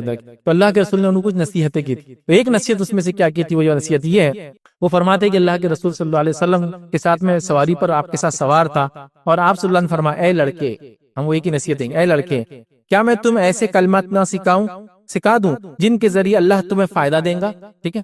پھر میں نے عرض کیا کیوں نہیں اللہ کے رسول؟ تو انہوں نے فرمایا، اللہ کے رسول نے فرمایا تم اسے اللہ کو خوشحالی میں یاد رکھو، وہ تکلیف میں تمہیں یاد رکھیں گا۔ کلمہ کیا ہے؟ سیکریٹ کیا ہے؟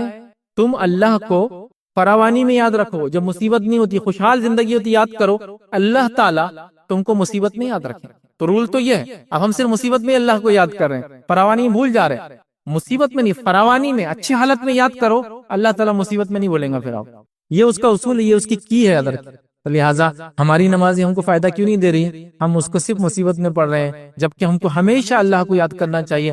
فائدہ یہ ہوگا جب اللہ کو ہم عام دنوں میں یاد کریں گے اچھی حالت میں، تو اللہ مصیبت میں ہم کو یاد کریں گا، اور ایسی جگہ سے ہیلپ مدد آئیں گی کہ ہم مطلب امید ہی نہیں کرے تھے ایسا ہوگا، اور وہ چیز آپ کی ہو جائیں گی، بیڑا پار ہو جائیں گا، بیماری دور ہو جائیں گی، فائنینشیل کرائسس ہٹ جائیں گے، زندگی میں برکت آ جائیں گی، چیزیں گم گئی تو واپس مل جائیں گی.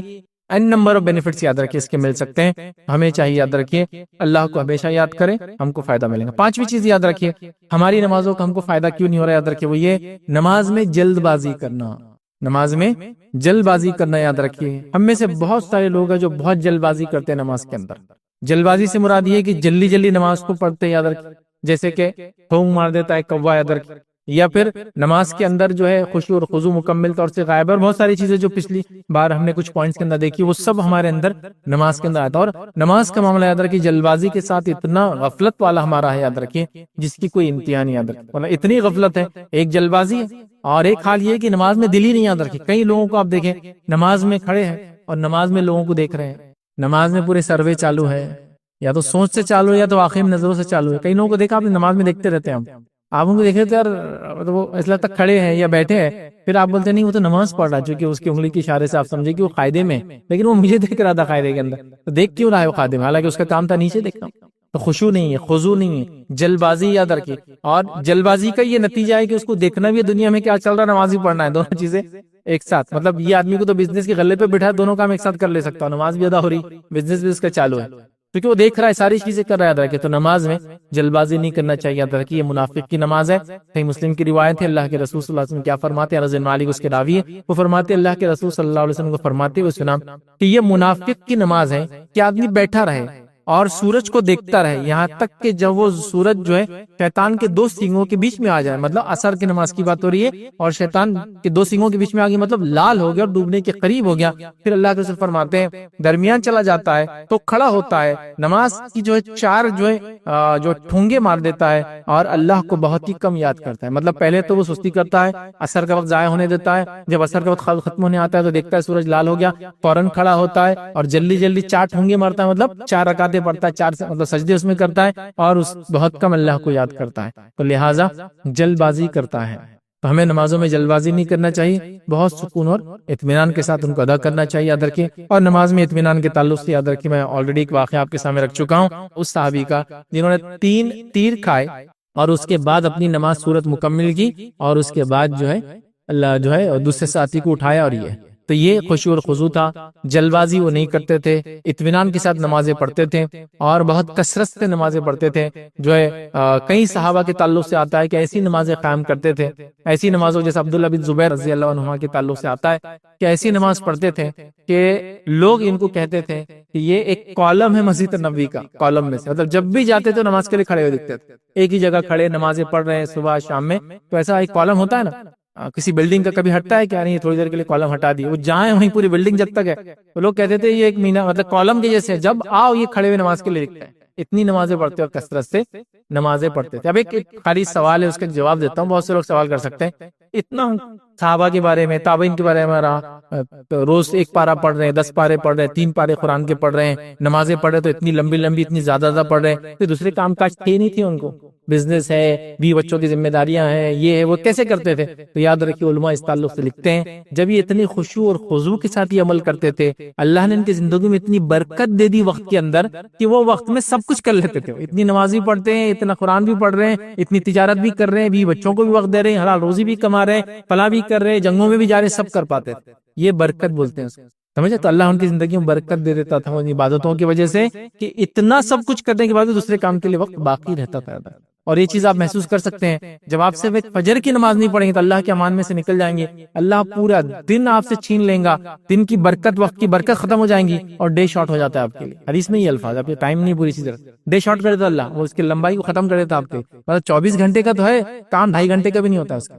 لیکن جب فجر پڑھ لے تو اللہ کے امان میں آ جاتے ہیں، حدیث کے اندر جب اللہ کے امان میں آتے تو اللہ تعالیٰ پھر دن کی پوری برکتیں آپ کو کھول کے رکھ دیتا ہے، یا محسوس کر سکتے ہیں، عمل کر کے دیکھیے، یہ چیز فیل کر سکتے ہیں آپ۔ صبح اٹھنے والوں کو دیکھیے، واکنگ بھی کر رہے، فلاں بھی کر رہے، ایکسرسائز بھی کر رہے، تجارت بھی کر رہے، یہ بھی کر رہے، فلاں بھی ہو رہا، حشاش اور بشاش، خوش اور خرم رہ رہے، دوپہر میں تھوڑا آرام کر لے رہے، ساری چیزیں ہوئی۔ اور صبح ایک بار سویا تو 12 بجے اٹھا، اس کے بعد وہ اس کی سستی ختم ہونے تک ظہر کا وقت ہو گیا، اس کے بعد تجارت پر گیا، اپنی سستی کے ساتھ تجارت پر جا کر بیٹھا، اس کے بعد زندگی کی برکت ختم ہو جاتی ہے۔ تو لہٰذا نمازوں میں جلد بازی نہیں کرنا چاہیے، اطمینان، ورنہ اللہ تعالیٰ پھر نمازیں تو ہم پڑھتے ہیں، اس کا فائدہ ہم کو نہیں دیتا۔ چھٹی چیز یاد رکھیے، ہم نماز تو پڑھ رہے ہیں لیکن زندگی نہیں بدل رہی، وہ یہ نماز کے ساتھ ساتھ گناہ پر گناہ کیے چلے جانا۔ گناہ مٹاتی ہے نماز، صحیح بات ہے، لیکن نماز کے ساتھ ساتھ گناہ پر گناہ کریں گے تو پھر یاد رکھیے ہماری زندگی میں نماز کے فائدے ہم کو نہیں ملیں گے۔ اور میں نے شروع میں کہا نا، انٹینٹ ہوتا ہے، نیت ہوتی ہے، تو آپ کو نیت کرنا پڑے گی، میں نماز ہی پڑھ رہا ہوں اور مجھے اپنے آپ کو چینج بھی کرنا ہے۔ خالی نماز پڑھنے سے فائدہ نہیں، آپ کو اپنے آپ کو چینج کرنا ہوگا۔ دیکھیے دنیا میں کتنے کروڑ لوگ ہیں، ان میں سے چند لوگوں کو ہدایت ملتی ہے اور اسلام قبول کرتے ہیں، تو کیوں ایسا ہو چند کو ملی؟ انہوں نے کوششیں کی اپنی طرف سے۔ ان کے سٹوریز سنی، بھائی آپ کیسے اسلام میں آئے؟ مجھے پہلے پتا نہیں تھا، میں اسلام کو ہی سمجھتا تھا، وہ تھا فلاں تھا، پھر میں نے پڑھا، پھر سمجھا، پھر قریدا، پھر یہ کیا، پھر وہ کیا، وہ ریسرچ کیا، وہ مذہب پڑھا، یہ مذہب پڑھا، یہ کتاب پڑھی، وہ کتاب پڑھی، قرآن کو اس نیت سے پڑھا کہ میں اس میں سے برائیاں نکالوں، ٹیررزم نکالوں، اور نبی کریم صلی اللہ علیہ وسلم کی سیرت اس لیے پڑھا کہ بتاؤں کہ دنیا کے نعوذ باللہ سب سے بڑے دہشت گرد کیسے تھے، سب میں نے ایسا کیا۔ بعد میں مجھے حق مل گیا، تو اس کی تجسس تھی نا، پہلا انٹینٹ اس کا۔ مسلمانوں میں کتنے مسلمان ہیں لیکن توفیق نہیں ہے نماز پڑھنے کی، کیوں نہیں ہے توفیق؟ سب مسلمان ہیں نا، اتنے ہزاروں کروڑوں مسلمان ہیں، توفیق کیوں نہیں ہو رہی؟ وہ کوشش نہیں کر رہے۔ تو جیسا کروڑوں لوگوں میں سے جو لوگ کوشش کر رہے ہیں اللہ ان کو ہدایت دے رہا ہے، ویسے مسلمانوں میں سے جو لوگ کوشش کریں گے اللہ توفیق دیں گا، پھر نماز اللہ توفیق دیں گا، پھر عبادت ہوگی۔ اللہ یہ ایسا ہے، پہلے اپنا انٹینٹ ہونا چاہیے، ٹھیک ہے؟ تو نماز بھی کر رہے ہیں، پڑھ رہے اور گناہ بھی کر رہے ہیں، اس سے یاد رکھیے ہماری زندگی تبدیل نہیں ہو رہی۔ یاد رکھیے اللہ کے رسول صلی اللہ علیہ وسلم کو قرآن کیا فرماتا ہے؟ ہم نے جو آیت شروع میں تلاوت کی کہ اللہ نے فرمایا کہ نماز بے شک بہائی سے اور برائی سے انسان کو روکتی ہے۔ تو یہاں تو نماز روکنے کی بات کر رہی ہے، لیکن ہم نماز ہی پڑھ رہے اور گناہ پہ گناہ کیے جا رہے، جس کے نتیجے میں نماز کا فائدہ اور ثواب ہم کو نہیں مل رہا۔ یاد رکھیے اسی طرح نماز گناہ صغیرہ کو معاف کر دیتی ہے، یہ گناہوں کو مٹانے والی چیز ہے، یاد رکھیں۔ لیکن اگر ہم پڑھے ہی اس نیت سے کہ صرف گناہ کرنا ہے اس لیے مجھے نماز پڑھنا ہے، میں نے ایک صاحب کو ایک بار بولتے سنا، میں دیکھو بولے صبح اٹھتا ہوں فجر پڑھ لیتا ہوں، پھر فجر پڑھتا ہوں، بزنس میں جاتا ہوں، تھوڑا بہت دھوکا ہوکا یہ سب کرتا ہوں، لیکن پھر نماز پڑھ لیتا ہوں ظہر، تو میرے وہ دھوکے وہی گناہ معاف ہو جاتے ہیں۔ اس کے بعد پھر میں کیا کرتا ہوں، یہی کرتا ہوں، ظہر پڑھ لیتا ہوں، پھر گھر جاتا ہوں، ٹی وی دیکھتا ہوں، فلمیں دیکھتا ہوں، یہ دیکھتا ہوں، لیکن پھر اصل پڑھ لیتا ہوں، پھر میرے گناہ معاف ہو جاتے ہیں۔ پھر میں اس کے بعد فلاں کرتا ہوں، بزنس جاتا ہوں، مطلب وہ ایسا لگ رہا تھا کہ ان کو کسی نے اریزر دے دیا، بھائی کچھ بھی پیپر پہ لکھو اور مٹاتے جاؤ، اس کو لکھتے جاؤ مٹاتے جاؤ۔ ارے اریزر جب آپ کے پاس دیا گیا تو اس کا معنی یہ ہے کہ جو غلطی سے ہو جائے اس کو مٹاؤ، یہ تھوڑی کہ غلطی کرو اور پھر اب میرے پاس تو اریزر ہے نا، اب میں اسے مٹاتا رہوں۔ مطلب اگر آپ کو بینڈیڈ دے دے تو میں زخم کرتے جا رہا، بینڈیڈ ہے نا لگاتے جاؤں گا، زخم کرو لگاؤ، ہو جائے تو ہے نا، وہ سمجھنے کی چیزیں یاد رکھیں۔ تو لہٰذا گناہوں کو معاف کرتی ہے، لیکن یہ گناہ کرنے کی دعوت نہیں دے رہی، بلکہ گناہوں کو معاف کرتی مطلب کبیرہ گناہ تو معاف نہیں ہوتے توبہ کے بعد، صغیرہ معاف ہو رہے ہیں، وہ اللہ آپ کو بینیفٹ دے رہا ہے نماز کا، ٹھیک ہے؟ اللہ کے رسول صلی اللہ علیہ وسلم کیا فرماتے ہیں؟ صحیح مسلم کی روایت ہے، آپ نے فرمایا 5 نمازیں اور ایک جمعہ سے دوسرے جمعہ اور ایک رمضان سے دوسرے رمضان، یاد رکھیے یہ مدت میں یہ عبادتیں گناہوں کا کفارہ بن جاتی ہے، مطلب صغیرہ گناہوں کا کفارہ بنتی ہے۔ مطلب ایک نماز سے دوسری نماز جب پڑھتے ہیں بیچ کے صغیرہ گناہ معاف ہو جاتے ہیں، ایک جمعہ سے دوسرے جمعہ جب ہم نمازیں پڑھتے رہتے اور جمعہ اٹینڈ کرتے ایک سے دوسرا تو پھر اللہ تعالیٰ بیچ کے صغیرہ گناہ معاف کرتا ہے۔ ایک رمضان سے دوسرے رمضان جب ہم پا لیتے ہیں تو بیچ کے سارے سال کے صغیرہ گناہ معاف ہوتے ہیں۔ لیکن اس کا مطلب نہیں کہ آدمی وہ کرے، کبیرہ گناہوں سے بچنا چاہیے، یاد رکھے تو تب صغائر معاف ہوتے، یاد رکھے، ورنہ آپ سوچ رہے اس سے صغیرہ معاف ہو رہے تو میں کبیرہ کرتے جاؤں گا، یاد رکھے صغیرہ گناہ بھی اگر جمع ہوتے جائے تو بہت خطرناک چیز ہے، یاد رکھے۔ صغیرہ گناہوں کی مثال ایسی ہے کہ وہ چنگاری جمع ہوتی ہے، ایک چنگاری، 2 چنگاری، 3 چنگاری، ایک بڑی آنکھ بن جاتی تھوڑے دن کے بعد۔ تو لہٰذا ہم کو بچنا چاہیے، اور نماز ہم کو جو ہے بچاتی، یاد رکھیے، اور کبیرہ گناہ یاد رکھے بغیر توبہ کے معاف نہیں ہوتے، یاد رکھیے، اور جتنے بھی حدیث میں بات آتی ہے کہ فلاں گناہ معاف ہوتے ہیں سب صغیرہ ہے۔ 7ویں چیز یاد رکھیے، نماز تو پڑھ رہے، زندگی تبدیلی کیوں نہیں آ رہی زندگی میں؟ یاد رکھیے وہ یہ کہ نماز کو پابندی سے ہم نہیں پڑھ رہے، یاد رکھیے، کبھی پڑھ رہے اور کبھی نہیں پڑھ رہے، کچھ دنوں میں پڑھ رہے اور کچھ دنوں میں نہیں پڑھ رہے، کچھ حالات میں پڑھ رہے اور کچھ حالات میں نہیں پڑھ رہے، یاد رکھیے۔ جیسا مثال کے طور پر دن کے اندر جو نماز سب سے زیادہ پڑھی جاتی ہے اور کون سی نماز ہے معلوم؟ دن کے اندر کون سی نماز سب سے زیادہ مسلمان پڑھتے ہیں ایک دن میں، کوئی بھی ایک دن میں؟ وہ ہے مغرب کی نماز۔ فجر کے اندر 1 صف، ظہر کے اندر 1.5 صف، عصر کے اندر 2 صف مشکل سے، مغرب کے اندر 5 صف، مطلب مغرب کا فگر سب سے ہائی، عشاء کے اندر پھر 1 صف، وہ فجر اور عشاء کا ایک جیسا حال رہتا ہے، 1 صف ہو گئی، سب سے زیادہ مغرب پڑھ رہے ہیں۔ کچھ وقت کی پڑھ رہے ہیں دن میں، کچھ وقت کی نہیں پڑھ رہے۔ اچھا جو دیندار طبقہ ہے وہ کتنے ٹائم کی نماز پڑھ رہا ہے؟ وہی 5 ٹائم نہیں پڑھ رہا ہے، اور 3 ٹائم کی اپنے سے بہت آسانی سے جاتی ہے، ظہر اثر اور مغرب، عشاء اور فجر مت بول، حالانکہ فجر اور عشاء یہ 2 نمازیں کس کے لیے مشکل ہے پڑھنا؟ منافق کے لیے یاد رکھ، 5 وقت نہیں، اور جو 5 وقت پڑھا وہ تو فرشتہ ہے سمجھو، 3 وقت والا دیندار ہے، کبھی کبھی پڑھنے والا مومن اور مسلمان کے بیچ میں تبدیلی، مطلب اسٹیجز کی، نعت پڑھ لے مومن ہو گیا، نماز چھوڑ کے مسلم گیا، تو اسٹیجز میں چلتا رہتا ہے، ٹھیک ہے، تو کبھی پڑھی اور کبھی چھوڑی۔ انہی لوگوں کے تعلق سے اللہ رب العزت نے قرآن میں کیا فرمایا، اور جو قرآن کی آیت ہم دیکھ چکے، یاد رکھے کہ فویل للمصلین الذین هم عن صلاتهم ساہون، جو اپنی نمازوں کو بھلا بیٹھے ہیں، ٹھیک ہے، بھلانے سے مراد یہ کبھی پڑھتے ہیں اور کبھی نہیں پڑھتے ہیں، کچھ حالت میں پڑھتے ہیں اور کچھ حالت میں نہیں پڑھتے ہیں، کچھ نمازیں پڑھتے ہیں اور کچھ نمازوں کو چھوڑتے ہیں، جیسا کہ ہفتے میں کون سی نماز سب سے زیادہ پڑھی جاتی ہے؟ جمعہ۔ سال میں کون سی نماز سب سے زیادہ پڑھی جاتی ہے؟ عید۔ اور جمعہ میں سب سے زیادہ کون سی جمعہ کی نماز پڑھی جاتی ہے؟ رمضان کا آخری جمعہ۔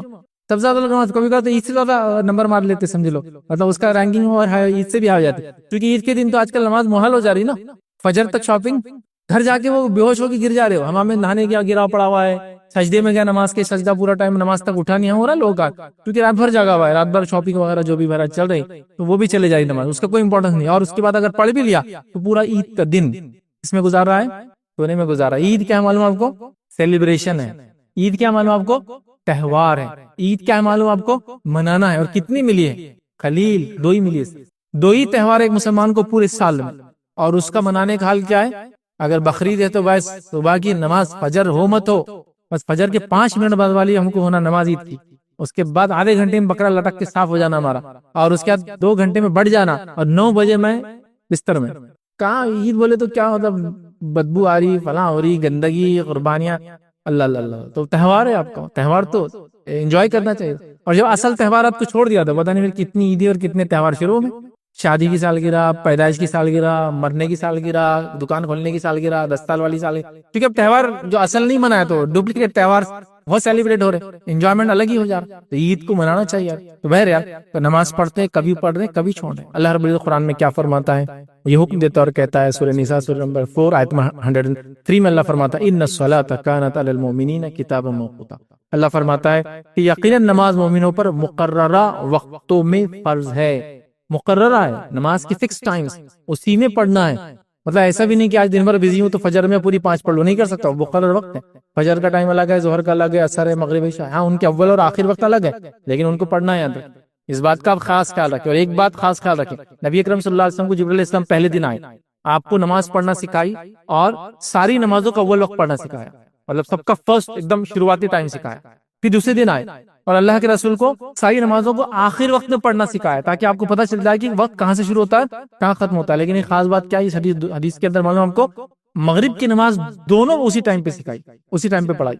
مغرب کی نماز میں پہلا اور آخری نہیں کیا، کیونکہ مغرب کا وقت ہی بہت کم ہوتا ہے، مغرب کا وقت hardly 45 minute, 40 to 45 minutes, 50 minutes کچھ علاقوں میں ہوتا ہے، اس سے زیادہ نہیں ہوتا ہے۔ ٹوائلائٹ، وہ شفق جب تک رہتی ہے تب تک اس کا وقت، عشاء تک نہیں رہتا ہے اس کا وقت، یاد رکھ، عشاء اس کے بعد ہوتی ہے، شفق جب تک رہتی ہے، لال پن دیکھتے ہیں آپ، سورج ڈوب جاتا ہے لیکن ایک لال ہی، اب ٹھیک ہے آپ اونچائی پر ہے پہاڑوں پہ تو دکھتی ہے آپ کو بہت دیر تک، وہ روشنی ہوتی ہے جو کہ سورج جانے کے بعد بھی باقی رہتی ہے، تو وہ رہتا ہے۔ تو آپ کو مغرب دونوں اسی وقت پڑھائے گی، مطلب اول وقت ہی پڑھائے گی، چونکہ مغرب میں ٹائم زیادہ نہیں ہے، بہت قلیل ہے، یاد رکھ۔ یہ بات میں کیوں کہہ رہا ہوں، رمضان مغرب کو ہم نے ابھی بہت لیٹ کر دیا۔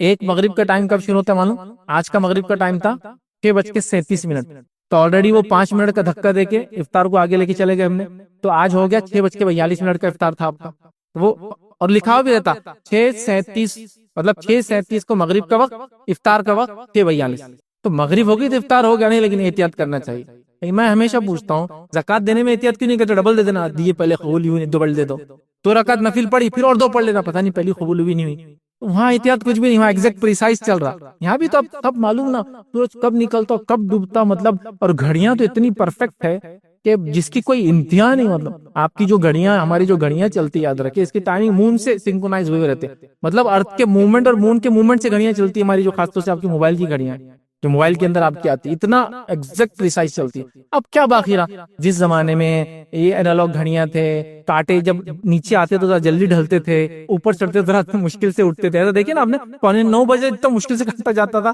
1-1.5 منٹ کا فرق، اور 9 کے بعد ڈھلنا چالو، کاٹا 12 کے بعد ڈھلتا تھا، تو جب وہاں احتیاط کرنا ضروری بھی تھا، گھڑیاں ویسی پریسائز ٹائم معلوم نہیں ہوتا تھا، ٹھیک ہے، آج تو سب کچھ ہے پھر بھی احتیاط چل رہی، تو احتیاطاً اس کو آگے بڑھا دے تو وہ ہو گیا 5 منٹ، 5 منٹ کے بعد آپ بول رہے 15 منٹ تک تم نے بھونگی کے پاس جانا ہی نہیں، اذان دے رہے نہیں تم نے، یہ ہو گئے 20 منٹ. اس کے بعد وہ اذان دینے کھڑے ہوئے، آپ کے جانے تک 30 منٹ ختم ہو گئے، مغرب کے 15 منٹ ہی باقی، پھر جا کر آپ مغرب کے لیے کھڑے ہو رہے ہیں. تو اللہ کے رسول کو ہر نماز اول اور آخر پڑھائی گئی، مغرب کو ایک ہی وقت پڑھایا گیا، اس میں زیادہ ٹائم چونکہ نہیں ہے. تو اس بات کا خیال رکھے. تو پابندی کے ساتھ نمازوں کو ہم کو ان کے اوقات پہ پڑھنا یاد رکھیے، اور یہ بہت ضروری یاد رکھے. اسی طرح یاد رکھے نماز کو جو پابندی سے پڑھتے ہیں ان کا انعام کیا یاد رکھے. تو یہ نبی اکرم صلی اللہ علیہ وسلم سے ایک حدیث مروی یاد رکھے، مسند احمد کی روایت ہے. آپ صلی اللہ علیہ وسلم نے جو نماز کا ذکر کرتے ہوئے فرمایا، جس نے نماز کی پابندی کی تو آپ نے فرمایا اس کے لیے روز قیامت وہ نور ہے، دلیل ہے اور نجات ہے. نماز نور ہے، دلیل ہے، مطلب اس کے حق میں بات کریں گے، دلیل ہے اور مغفرت کرا دی، نجات کا ذریعہ. اور جس نے اس کو پابندی سے نہیں پڑھا، اب پابندی کی بات کر رہی ہیں، ہمیشہ نہیں پڑھنے والا تو جہنمی ہے، اس کا تذکرہ ہی نہیں. پابندی سے پڑھ رہا نہیں پڑھ رہا، اس کے تذکرہ. پابندی سے پڑھنے والے کے 3 فائدے. جو پابندی سے نہیں پڑھ رہا اس کو نہ اس کے لیے نماز نور بنے گی، نہ دلیل بنے گی، اور نہ ہی نجات اس کو بنے گی. اور فرمایا اس کا حساب قارون کے ساتھ ہوگا، فرعون کے ساتھ ہوگا، حامان کے ساتھ ہوگا، اور امیہ بن خلف، یہ کافروں کے سردار تھا مکہ میں، اس کے ساتھ اس کا حساب ہونے والا. تو لہٰذا بڑی سخت بات ہے، تو نمازوں کو پڑھنا ہے اور پابندی کے ساتھ پڑھنا ہے، تبھی اس کا فائدہ ملے گا. 8واں پوائنٹ یاد رکھیے، نماز ہم پڑھ رہے ہیں اس کا فائدہ کیوں نہیں ہو رہا یاد رکھیے. وہ یہ نماز بھی پڑھ رہے ہیں اور شرک بھی کر رہے ہیں. اب کہ ہم جانتے ہیں شرک کرنے کی وجہ سے کوئی عبادت اللہ قبول نہیں کرتا ہے، یہ بات یاد ہے. آپ اگر شرک کریں گے اللہ کے ساتھ، کوئی عبادت کیجیے، آپ حج کر لیجیے، ساری زندگی نمازیں پڑھیے، صدقات کیجیے، خیرات کیجیے، زکاتیں دیجیے، یہ کیجیے، لوگوں کی مدد کیجیے، ساری انسانیت کی بھلائی کے کام کیجیے، آپ کو فائدہ نہیں ملے گا. ہاں، جہنم کا عذاب سے ہلکا ہوگا، چونکہ آپ شرک کر رہے ہیں. اندر شرک بڑا خطرناک معاملہ ہے، وقت نہیں ہے یہ جانے، یہ بہت اہم ٹاپک ہے. جب ہم کہتے ہیں نا توحید، ایک اللہ کو ماننا، تو توحید کا الٹ کیا ہوتا ہے؟ شرک، اللہ کے ساتھ شریک کرنا. اس ٹاپک کو بھی سمجھیے، اس کی انٹینسٹی بہت ہائی ہے کیونکہ توحید کا الٹ ہے. تو ہم نماز بھی پڑھے اور شرک بھی کرے، اسے نماز ہمارے لیے دنیا میں کوئی فائدے کا ذریعہ نہیں بن رہی، یاد رکھیے. اور شرک کے تعلق سے کتنا برا عمل ہے. سورہ انعام اٹھائیے، سورہ انعام کی آیت نمبر 83 سے لے کر 88 تک پڑھی. سورہ انعام سورہ نمبر 6 آیت نمبر 83 to 88. اس کے اندر اللہ رب العزت نے 18 انبیاء کا تذکرہ کیا. ارشاد قرآن میں ایک ہی جگہ جا اتنے انبیاء ایک ساتھ آئے. ابراہیم علیہ السلام سے شروع کیا اللہ تعالیٰ نے آیت نمبر 83 کے اندر، اور 88 جانے تک 18 انبیاء کا تذکرہ کیا. کل قرآن کے اندر 25 انبیاء کا ذکر ہے، نام ہے، اس میں سے 18 ان آیتوں کے اندر آ جاتے ہیں پورے. ان کا ذکر کیا اور پھر کیا فرمایا اس کے بعد معلوم؟ یہ ذکر کرنے کے بعد وَلَوْ أَشْرَكُوا، اگر یہ انبیاء بھی شرک کرتے، فرمایا لَحَبِطَ عَنْهُمْ مَا كَانُوا يَعْمَلُونَ، ہم ان کے سارے اعمال برباد کرتے جو بھی انہوں نے کیا تھا. اگر یہ انبیاء بھی شرک کرتے، انبیاء کبھی شرک نہیں کرتے، انبیاء کو سامنے رکھ کر ایکچولی ان کی امتیں ٹارگٹ ہیں، یہ بھی شرک کرتے تو میں ان کو ہلاک و برباد کر دیتا. تو تمہاری کیا اوقات ہے؟ پھر عام لوگ ہیں نا. تو کہا اگر یہ بھی شرک کرتے، کیونکہ یہودیوں نے کیا کیا؟ موسیٰ علیہ السلام کو ماننے کا دعویٰ کیا؟ شرک کرے. عیسائیوں نے کیا کیا؟ عیسیٰ علیہ السلام کو ماننے کا دعویٰ کرے اور شرک کرے. تو کہا اگر یہ بھی شرک کرتے تو میں ان کو برباد کرتا، تم کون ہے نا. تو انبیاء کو رکھ کے عوام ان کی امت ٹارگٹ. تو 18 انبیاء کو وارننگ دے کر کہا یہ بھی شرک کرتے تو ان کے اعمال وہ نہیں کرتا ہوں. نبی اکرم صلی اللہ علیہ وسلم کے بارے میں بھی اللہ نے کیا کیا معلوم؟ سورہ زمر سورہ نمبر 39 آیت نمبر 65 میں کیا فرمایا؟ وَلَقَدْ أُوحِيَ إِلَيْكَ وَإِلَى الَّذِينَ مِن قَبْلِكَ، اے نبی ہم نے آپ کی طرف بھی وحی کی اور آپ سے پہلے بھی ہم نے وحی کی تھی. کیا وحی کی تھی؟ لَئِنْ أَشْرَكْتَ، اگر اے نبی آپ نے بھی شرک کیا، اللہ فرماتا اے نبی آپ کے عمل بھی ہم برباد کر دیں گے، وَلَتَكُونَنَّ مِنَ الْخَاسِرِينَ، اور آپ بھی خسارہ اٹھانے والوں میں ہو جائیں. تو یہاں نبی اکرم صلی اللہ علیہ وسلم کی وارننگ شرک کے بارے میں، وہاں 18 انبیاء کو وارننگ شرک کے بارے میں. تو یہاں ایکچولی اللہ کے رسول نہیں ہے ٹارگٹ ہم لوگ ہیں کہ امت کو بتایا جا رہا ہے کہ نبی بھی شرک کرے تو عمل برباد کر دوں گا. تو تم کس کھیت کے مولی ہو؟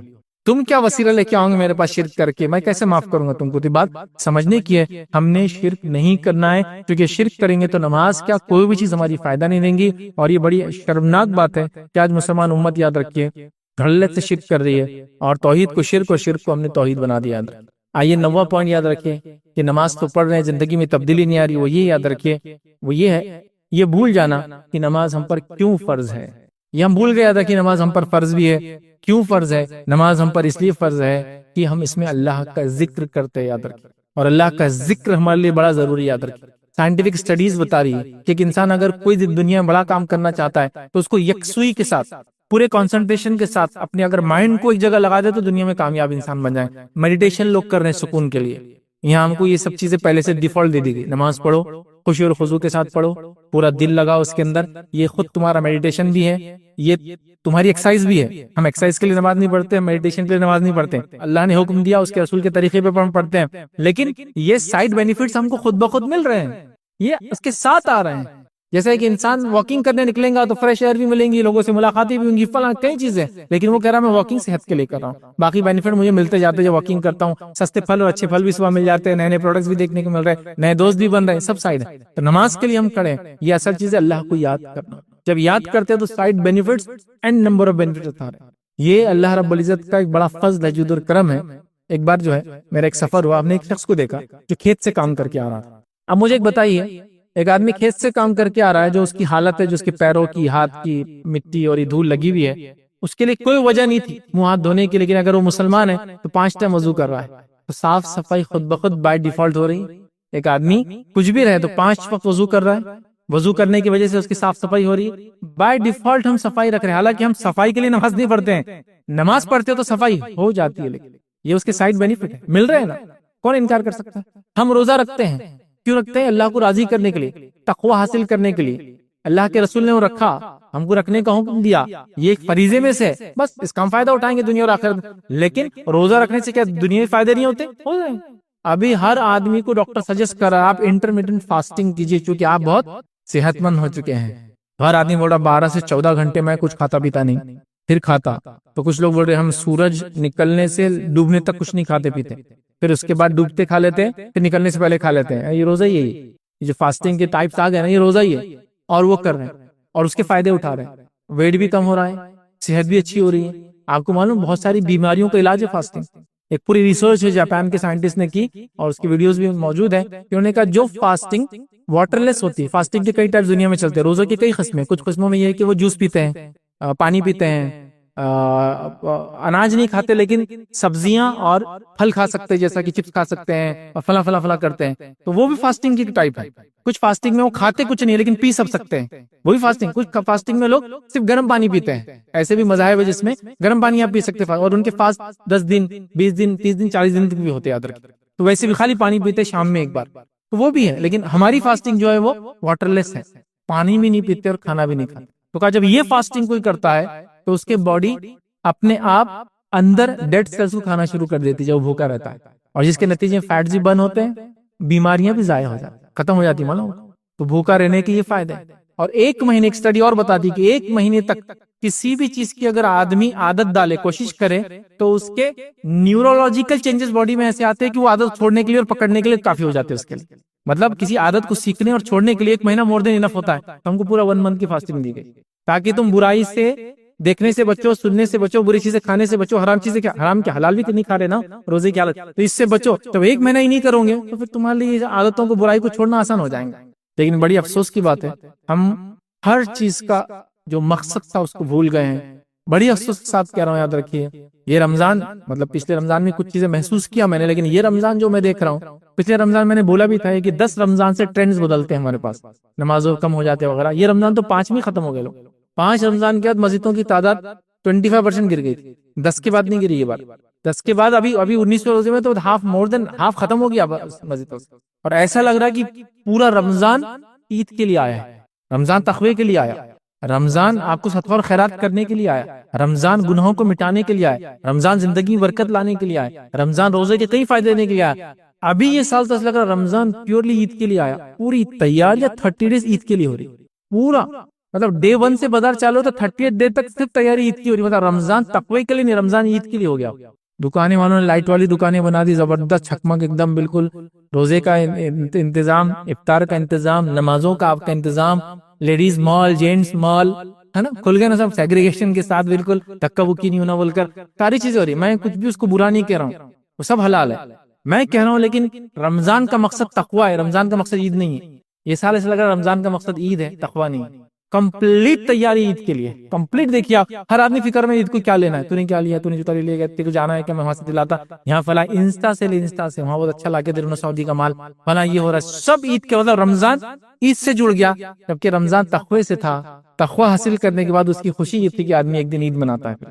تو رمضان پورا عید کے لیے ہو رہا، پورا. دیکھیے اب باپ کی فکر حلال کمانے کی، عید کے کپڑوں کے لیے، عورت کی فکر رمضان کے روزے اور تقوی نہیں، عید کی تیاری کے لیے، عید کا شیرخرما کا سیویاں، سامان سیویاں کہاں بھنائیں گے اس کے مسائل، سیویاں بنانے، بھگانے، بھوننے، رکھنے اور بنانے کے مسائل، ٹھیک ہے، وہ ڈسکشن ہو رہے ہیں۔ تو رمضان عید سے جڑ گیا، رمضان تقوی سے جوڑ دیجیے، عید سے مت جوڑیے اس کو۔ رمضان عید سے جڑا ہوا بھی نہیں تھا کبھی، یاد رکھ، عید تو جو منا لیتا ہے رمضان کو اس کا حق ادا کر کے اس کے لیے خوشی کا دن ہے، لیکن عید نہیں ہے رمضان۔ رمضان ختم ہو گئے پھر عید آتی ہے، ہم نے عید سے اتنا زبردست جوڑ دیا، بہت عجیب انداز سے بھرا۔ یہ سال تو بہت عجیب چیزیں دیکھنے کو مل رہی ہے اور پتہ نہیں کیا ہونے والا ہے۔ مطلب پہلے یہ تھا کہ آخری 3 دن میں نے بازاروں میں رش دیکھا تھا، 27، 28، 29 رمضان، اور چاند رات تو سمجھے ایکسیپشنل تھا۔ ابھی 10 رمضان سے وہی حال ہے جو چاند رات کا حال تھا۔ آپ گاڑیوں کو چلا نہیں سکتے اپنے سٹی کے اندر، 2 ویلر نہیں چلا سکتے، 4 ویلر تو بہت دور کی گاڑیاں ملیں گی آپ کو، 2 ویلر نہیں چلا سکتے آپ، کیونکہ مسئلہ ہے نا، چلائیں گے کہاں، لوگ اتنے بھرے، ہر عورت پلٹ کے آپ کو بولے گی سمجھا نہیں کہ اس کو لا لیا، اس نے اتنی عقل نہیں، کیا یہ فلاں ہے، اس کو سمجھ نہیں ہے، کیا بچہ ہے، کیا تو مارکیٹ ہے نا۔ تو یہ دیکھیے آپ پورا مطلب ایک عجیب جذبہ نظر آ رہا ہے۔ اللہ کے لیے سب ہم چھوڑے، ورنہ ہماری کوئی عبادت ہم کو فائدہ نہیں دینے والی۔ ہم نماز کا ڈسکشن کریں، روزے بھی ہم کو فائدہ نہیں دیں گے، چونکہ تقوی اس کا مقصد تھا، عید اس کا مقصد کبھی بھی نہیں تھا۔ اللہ کے رسول نے کبھی بھی نہیں کہا روزے تم رکھتے ہو عید کے لیے، روزے رکھتے تقوی کے لیے۔ عید تو ایک خوشی ہے کہ 30 دن اللہ کو ہم نے راضی کیا، تو آج ہم ایک دوسرے سے مل رہے ہیں، خوشی منا رہے ہیں، خوش ہو رہے ہیں کہ اپنے گناہ کی معافی کر لی ہم نے 30 دن میں، یہ سب کر کے شاپنگ کر کے کیا 30 دن بعد ہم عید منائیں گے، کیا اس کی خوشی رہیں گی، یاد رکھیں، ٹھیک۔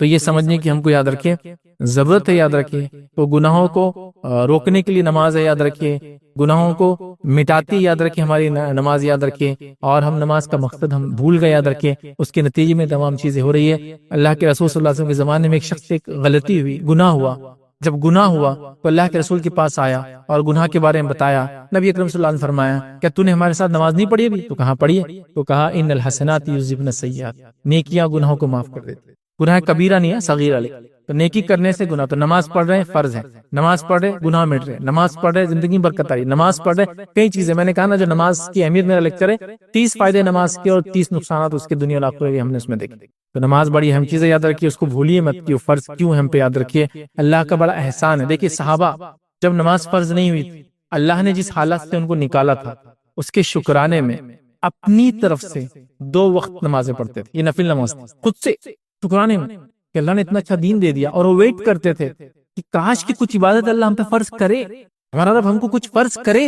احسان کے بدلے جو اس نے دنیا میں دیا ہم کچھ کرے اس کے لیے۔ اس سے پہلے 3 وقت 2 وقت نماز 2 رکعت پڑھتے تھے، اس کے بعد نماز فرض ہوئی تو وہ جھوم گئے، خوش ہو گئے، نماز کا تحفہ ملا، بولتے نا تحفہ، گفٹ ہے کسی نے دیا، تو تحفہ بول کے منا رہے تھے، اور ہم لوگ اس کو بوجھ سمجھ رہے ہیں، پریشان ہو رہے ہیں، کیسے پڑھیں گے، کیا مشکل ہے یار، نماز دے دی اللہ نے۔ ابھی تو روزے مشکل ہو گئے کیونکہ بچوں کے ایگزام تھے نا، بہت سے لوگ سوال کرتے 10ویں بچہ ہے، اب ایگزام دے یا روزے رکھے؟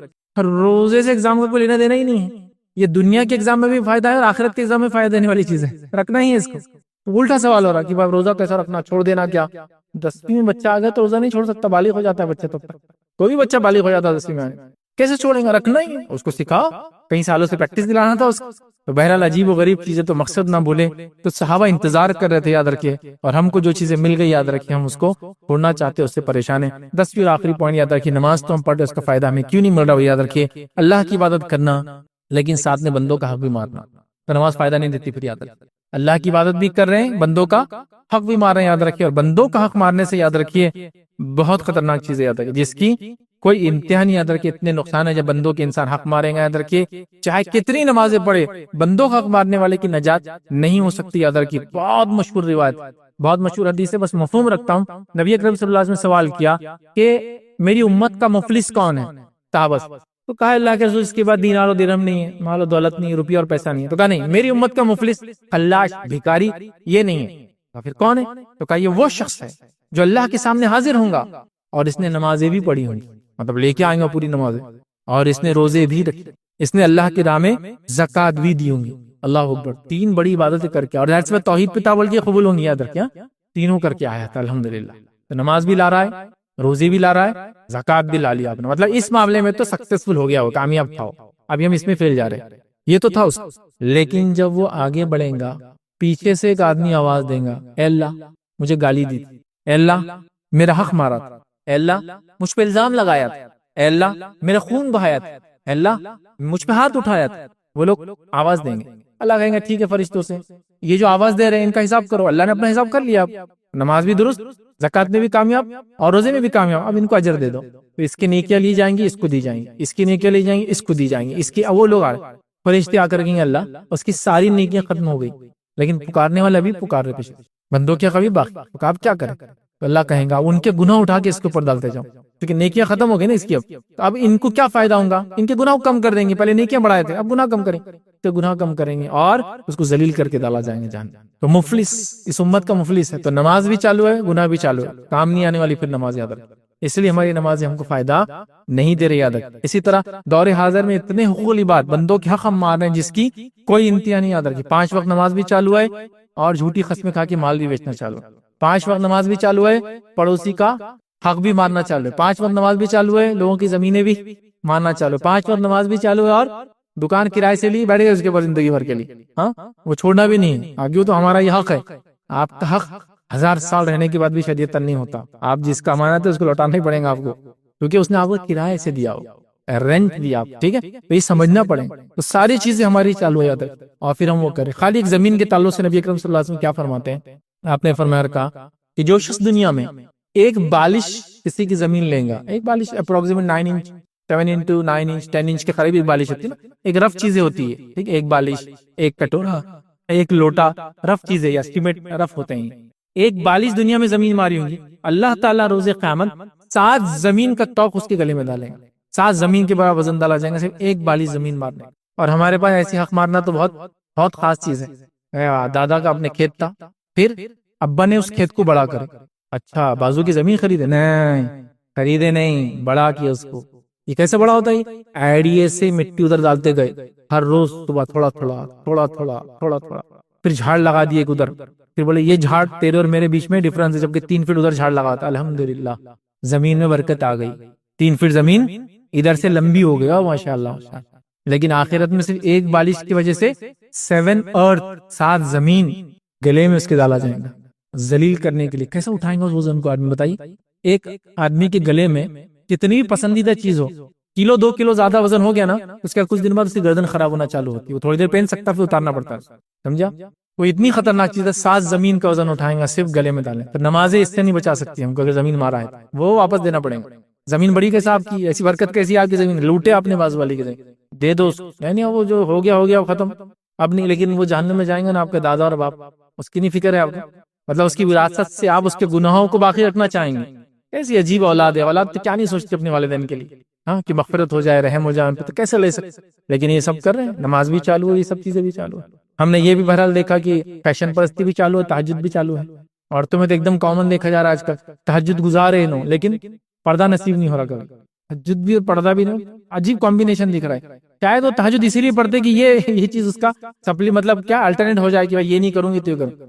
تہجد بھی چالو ہے اور اپنے ماتے جتنے لوگ ہیں ان کو پورا نچوڑ کے نکالنا بھی چالو ہے، آپ سمجھ رہے نا، اپنے ماتے بہو ہے اور اگر بڑے جیٹھانی ہے تو دیورانیاں فلاں ہیں، سب کو پوری زندگی جہنم بنا کے رکھے، اور پھر نماز روزہ صدقات خیرات سب کے لفافے تیار ہے رمضان میں دینے کے لیے، کب ہو رہا گیہوں اناج بانٹے جا رہے ہیں، لیکن یہ بھی چالو ہے۔ بندوں کا حق کوئی چیز، کوئی نماز، کوئی روزہ، کوئی حج آپ کر لے، لیکن بندوں کا حق معاف نہیں ہوگا، حتیٰ کہ اللہ کے رسول صلی اللہ علیہ وسلم فرماتے ہیں ایک شخص شہید ہو جائے، الٹیمیٹ آدمی کے پاس کیا ہوتا بتائیے مجھے؟ اگر کوئی مجھے پکڑ لے اور کہے کہ تمہارا سب کچھ دے دو ہم تم کو چھوڑ دیں گے، میں کہوں گا میری جان بخش دو، سب کچھ لے لو، الٹیمیٹ ہے نہیں؟ اس نے جان ہی دے دی اپنی اللہ کے راہ میں، شہید ہو جائے پھر دوبارہ اٹھے، پھر شہید ہو جائے پھر دوبارہ اٹھایا جائے، پھر شہید ہو جائے، مطلب کتنے بار شہید ہو گیا؟ 3 بار۔ مغفرت نہیں ہوگی جب تک اس پہ قرض باقی ہے، نہیں مغفرت نہیں ہوتی اس کی، جان اللہ کے راہ میں دینے کے بعد بھی اس کی مغفرت نہیں ہے، کیوں؟ تو اس پہ قرض ہے، تو یہ معاف نہیں ہوتا، شہادت سے بھی قرض معاف نہیں ہوتا۔ نماز روزہ زکات کرنے کے بعد بھی لوگوں کو گالی دی تھی، حق مارا تھا، جھوٹ بولا تھا، الزام تراشی کی تھی، خون بہایا تھا، ہاتھ اٹھایا تھا، معاف نہیں ہوتا، معافی ہی مانگنا پڑیں گے۔ اور چلا گیا زندگی سے آپ کے اب نہیں مل رہا تو اتنی دعائیں دیجیے اس کو کہ لگے جو غلطی کیا تھا اس کی معافی تلافی ہو گئی ہوں گی، کیونکہ مل نہیں رہا، کسی کی کر دیا تھا، کسی ہاتھ اٹھا دیا، اب کام مل رہا آدمی ہو، دعا دیجیے اس کو اتنی کہ اللہ آپ اس پر رحم کرے، اس کو معاف کرے، اپنے لیے تو معافی مانگی ہے لیکن اس کے لیے بھی اتنی دعا کیجیے کہ اللہ کمپنسیٹ کر دیا آپ نے اس کے بدلے اس کو. یہ اصل چیز یاد ہے. تو لہٰذا نماز بھی چالو ہے، گناہ بھی چالو ہے، تو پھر یاد رکھے ایسا شخص جو ہے اپنی زندگی میں کوئی فائدہ نہیں پائیں گا نمازوں کا. اور یہی وجوہات چند یاد رکھے جو میں نے کوشش کی 10 وجوہات آپ کے سامنے رکھنے کی کہ نماز تو پڑھ رہے ہیں، زندگی میں تبدیلیاں نہیں آ رہی ہے. تو زندگی میں ہم ریئل اگر چینج چاہ رہے ہیں، نماز کے ریئل بینیفٹ چاہ رہے ہیں، نماز سے فائدہ اٹھانا چاہ رہے ہیں، تو ہمیں چاہیے کہ ہم نماز کو پڑھے، ساتھ میں ان چیزوں کا خیال رکھیے، خشوع اور خضوع سے پڑھے، نماز کو مکمل پڑھے، ان کے وقتوں پہ پڑھے کبھی نہیں پڑھنی، ہمیشہ پڑھنے کی عادت ڈالے. نمازوں کو جو ہے سمجھنے کی کوشش کرے، نماز میں جو پڑھا جا رہا ہے اس کو سمجھے تاکہ خشوع اور خضوع حاصل ہو. گناہ کے ساتھ نماز نہ کرے، شرک کے ساتھ نماز نہ کرے، بلکہ شرک کو چھوڑے اور نماز قائم کرے. یہ ساری چیزیں ہم اگر کریں گے انشاءاللہ عزیز تو نماز سے ہم کو وہ فائدہ ملے گا جو فائدہ صحابہ کے سماج میں ہوا. ورنہ آج مسلمان سماج یاد رکھے کئی چیزوں کے لیے بدنام ہے. ٹھیک ہے، ہمارے پاس اوپر میڈیا کے الغار ہے، ہمارے پاس دشمن مسلط ہے، ہمارے ساتھ یہ ہو رہا ہے، ہمارے ساتھ وہ ہو رہا ہے، ہمارے ساتھ وہ ہو رہا ہے. اصل یہ کہ ہم نے خود اپنے لیے اتنے گناہ کر لیے کہ وہ اسی کا نتیجہ یہ جو حالات ہمارے پہ آ رہے ہیں. اور سب سے پہلی چیز جس کی اصلاح کی ضرورت ہے امت مسلمہ کو وہ توحید ہے. اور دوسری چیز توحید کے بعد جس کی اصلاح کی ضرورت ہے اگر دنیا میں اور آخرت میں کامیابی چاہیے تو نماز ہے. تو ہم کو یہ کرنا ہی یاد رکھیں، اس کے بغیر کوئی نجات نہیں، کچھ نہیں یاد رکھیں. کوئی دھرنے، کوئی احتجاجات، کوئی میمورنڈمز، کوئی حکومت، کوئی مکمل طور سے آپ اپنا صدر جمہوریہ چن کے لا لیجیے تو بھی آپ کو فائدہ نہیں ہوگا جب تک کہ آپ اللہ کو راضی کرنے والے نہیں بنیں گے. نماز کے ذریعے دنیا آپ کو کچھ فائدہ نہیں دینے والی. یاد رکھیں لہٰذا ہم کئی چیزوں کے پیچھے پڑے، اصل چیز توحید پر آئے، نماز قائم کرے، اس کا حق جو ادا کرے، پھر دیکھیے آپ زندگی میں برکت اور تبدیلی، ماحول میں برکت اور تبدیلی. اور نمازی لوگ اور توحید پرست لوگ جہاں ہوتے ہیں اللہ نے آج بھی ان زمینوں میں برکت دے رکھی ہے. مال و دولت کی برکت، سکون اور اطمینان کی برکت، اولاد کی برکت، پھلوں اور باغات کی برکت، اور ایسی ایسی چیزیں یاد رکھیے کہ جس کے بارے میں آپ اور میں سوچ بھی نہیں سکتے. ایسی ایسی نعمتیں، ایسی ایسی چیزیں کھا رہے، ایسی ایسی چیزیں پی رہے جو صرف اور صرف خالص توحید کی برکت کا اور نماز اس کے بعد قائم کرنے کی برکت کا نتیجہ یاد رکھے. تو لہٰذا نماز بڑی اہم عبادت ہے، اس کو ہم قائم کریں اور اس پہ ہم قائم رہیں. اور اس کا اگر اصل بینیفٹ اٹھانا ہے، زندگی کو تبدیل کرنا ہے، تو ان چیزوں سے ہم بچیں. تو انشاءاللہ اس نماز ہمارے لیے فائدے مند ثابت ہوں گی، دنیا میں ہم کو اس کے فائدے ملیں گے اور آخرت میں انشاءاللہ ہمارے نجات کا ذریعہ بنیں گے. اسی پر اپنی بات کو میں ختم کروں گا. اللہ رب العزت سے دعا ہے کہ اللہ سبحانہ تعالیٰ ہم تمام کو نماز کا پابند بنا دے، ہم تمام کو نماز کے صحیح فائدے اٹھانے والا بنائے، نماز کو اس کا حق ادا کرتے پڑھنے کی توفیق عطا فرمائے، نمازوں کو خشوع اور خضوع کے ساتھ ہمیشہ پڑھنے والا بنائے، ہمیں اور ہماری آل اولاد اور نسلوں کو اللہ تعالیٰ نمازی بنائے جب تک ہمیں زندہ رکھے، ایمان اور اسلام پر زندہ رکھے، خاتمہ ہمارا ایمان پر ہو. آخر دعوانا الحمدللہ رب العالمین. سبحان ربک رب العزت عما یصفون وسلام علی المرسلین والحمدللہ رب العالمین. جزاک اللہ خیرن کثیرا. آپ لوگ سماعت فرما رہے تھے ایڈوکیٹ فیض سید صاحب کو. انہوں نے اپنے عنوان نماز تو پڑھ لی لیکن زندگی نہیں بدلی کیوں، اس عنوان پر بہترین انداز میں ہم لوگوں کی رہنمائی کی ہے. اب ہم آگے سوال و جواب کے مرحلے کی طرف بڑھیں گے. سوال و جواب کے مرحلے کے لیے مردوں میں میرے دائیں جانب اور آپ لوگوں کے بائیں جانب ایک مائک لگایا گیا ہے. تو جس کسی کو بھی کوئی سوال پوچھنا ہو تو وہ وہاں پر مائک کے پاس قطار لگا سکتا ہے. اسی طرح سے مائک کا بندوبست خواتین میں بھی کیا گیا ہے، تو خواتین میں سے جس کسی کو بھی سوالات پوچھنے ہوں تو وہ سوال پوچھنے کے لیے وہاں پر قطار لگا کر اپنے سوال پوچھ سکتے ہیں. اسی طرح سے جس کو کوئی سوال چٹس وغیرہ پر خواتین سے پوچھنا ہو تو چٹس کے ذریعے سے بھی سوالات بھیج سکتے ہیں. اور جو لوگ اس درس کو آن لائن دیکھ رہے تھے تو وہ آن لائن بھی اپنے سوالات پوچھ سکتے ہیں. سوال کرنے والے سے گزارش ہے کہ آپ کا جو کوئی بھی سوال ہے وہ عنوان پر ہو، اور اسی طرح سے سوال کرنے والا سوال کرنے سے قبل اپنا نام اور اپنا پیشہ ضرور بتائیں. جزاک اللہ خیر. بسم اللہ الرحمن الرحیم. الحمدللہ رب العالمین والصلاة والسلام علی رسولہ الکریم وعلی آلہ وصحبہ اجمعین. رب اشرح لی صدری ویسر لی امری واحلل عقدۃ من لسانی یفقہوا قولی. ما بعد. جی السلام علیکم رحمۃ اللہ وبرکاتہ. میرا نام محمد عبدالغفار ہے. میرا سوال یہ ہے کہ ہم نماز تو پڑھ رہے ہیں لیکن فائدے نہیں ہیں، اور حضور صلی اللہ علیہ وسلم کی یہ حدیث میں بھی ہے اس کے بارے میں کہ شیاطین جو ہے تو ہم سب کے ساتھ ہے، اور ایسا ہے کہ جو ہمارا وینس ہے جو بلڈ سرکولیٹ کرتی ہے ہمارے باڈی میں، اس طرح جو ہے تو اس کا جو تو ہمارے ساتھ رہواس ہے، اور یہ تا ہم جب تک حیات جب تک رہنے والا ہے اور تا قیامت رہنے والا ہے، کیونکہ اللہ تعالیٰ نے اس کو پرمیشن بھی دی ہے. تو میرا یہ سب سے بڑا کہنا ہے کہ شیاطین جو ہے تو آپ کی نماز خراب کرتے ہیں، کیونکہ اللہ کے راستے پر جو چلے گا تو اس میں بگاڑ لانے کی بات کرتے ہیں. ایک سوال آیا کہ شیاطین کس طرح سے خشوع اور خضوع میں آڑ بنتے ہیں، یا شیاطین کس طرح سے ایک مومن کو بہکاتے ہیں. دیکھیے شیطان کا بہکانا یہ سیکنڈری کیس ہے، اس لیے میں نے اس کو نہیں رکھا کہ شیطان کیسے آپ کو خشوع اور خضوع خراب کرتا ہے. ریزن پرائمریلی آپ کبھی کسی چیز کے لیے تیار ہوں گے تو پھر اس کے بعد اس کا بہکانے کا کام چالو ہوگا. جیسا مثال کے طور پہ اگر میں روزہ رکھنے کی نیت کروں گا، روزہ رکھوں گا، تب شیطان بہکائیں گے روزے میں نظر کا حفاظت مت کر، روزے کے اندر فلاں کر لے، روزے کی حالت میں گالی بک دے، حالانکہ آپ نے آپ کو روزے کی حالت میں فلاں حرام چیز کھا لے، یہ سب وہ کریں گا. تو اس کا سیکنڈری یاد رکھیں، وہ پرائمری نہیں یاد رکھیں. اس لیے کہ کہیں بھی قرآن و سنت میں روزے قیامت شیطان کو ہمارے بدلے کوئی سزا نہیں ملنے والی، اور اس کا خود گواہی قرآن کے اندر موجود ہے. وہ کہیں گے اللہ میں نے صرف ان کو بہکایا تھا، کیا اعمال انہوں نے.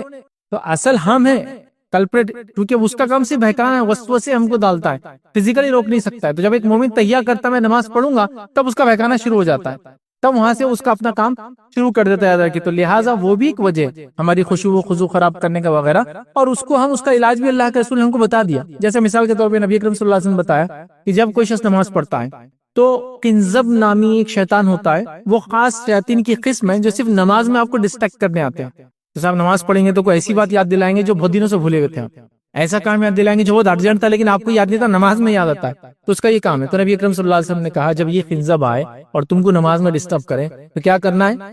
اعوذ باللہ من الشیطان الرجیم پڑھنا ہے، اور اپنے لیفٹ سائڈ جو ہے، لیفٹ ہینڈ کی طرف جو ہے تھوڑا سا تھکانا جس کو بولتے ہیں اس طرح سے کرنا ہے.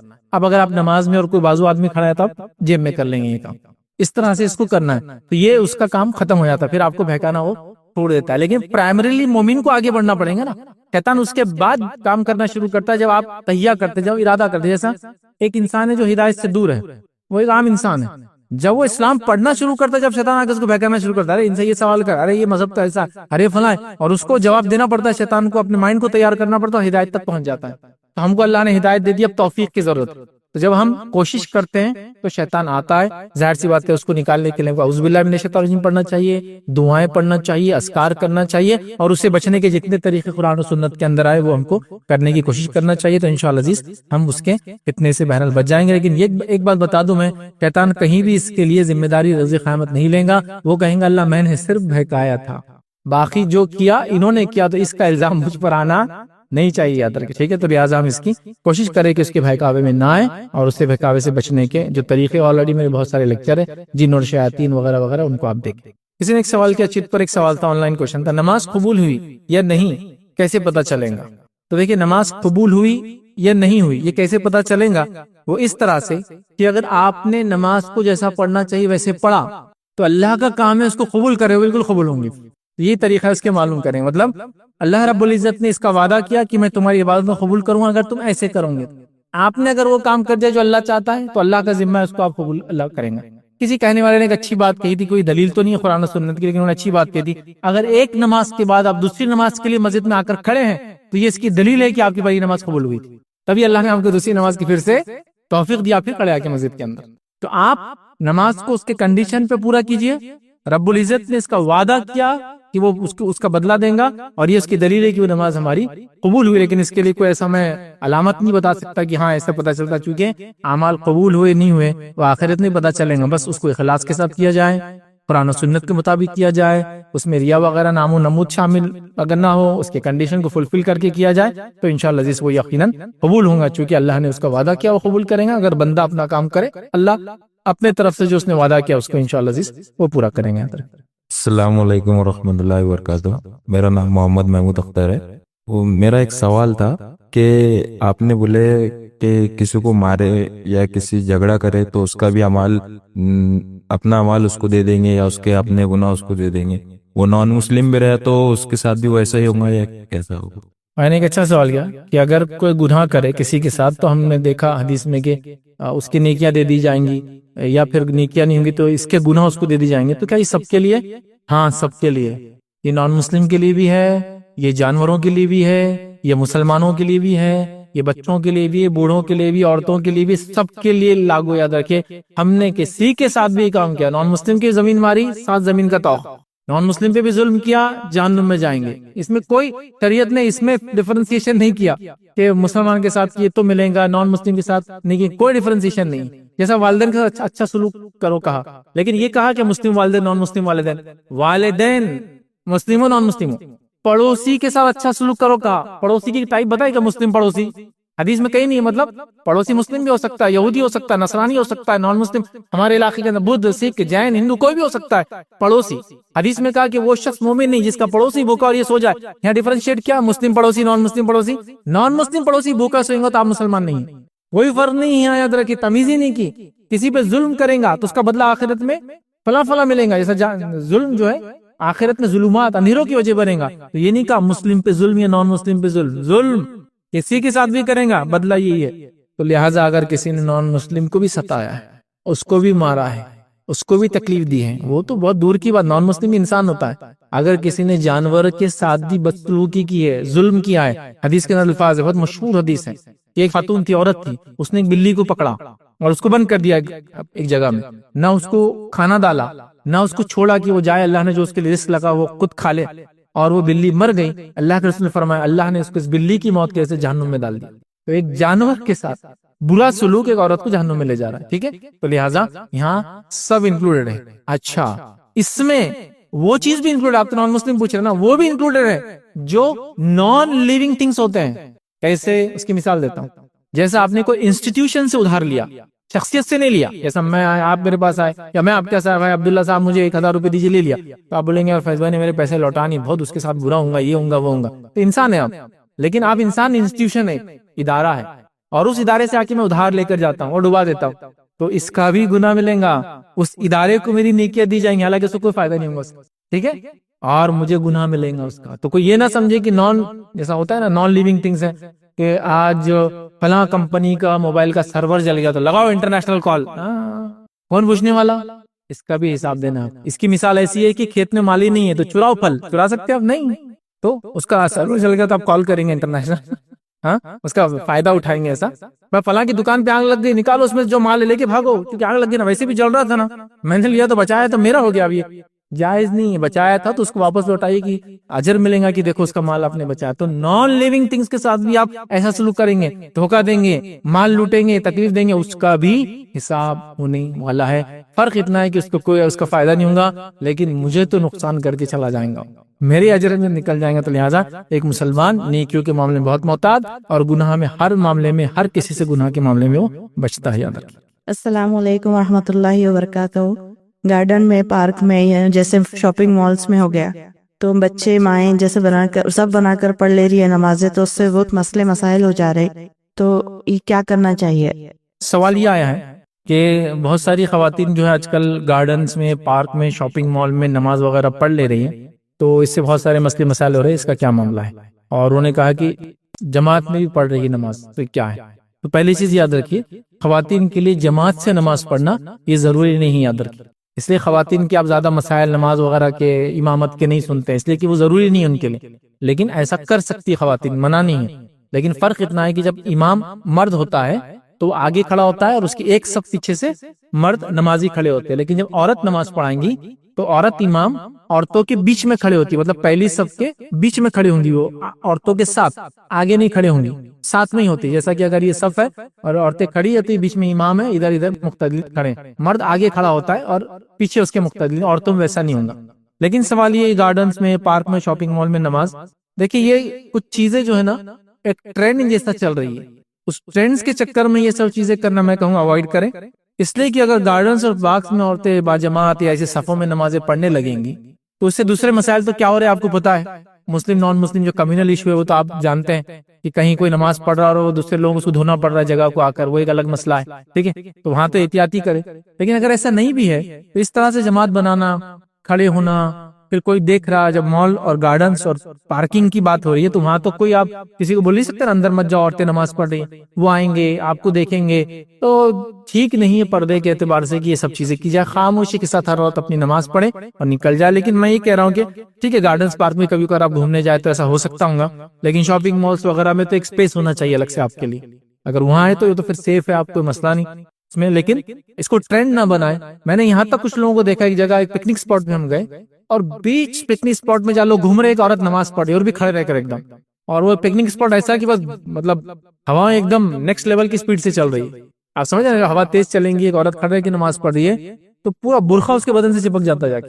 عام حالت میں بھی دیکھیے آپ کوئی ہل اسٹیشن پہ تیز ہوا چل رہی ہے تو بیٹھ کے پڑھنا چاہیے، کیونکہ عورت کے لیے پردہ اس کا بڑا اہم ہے نا.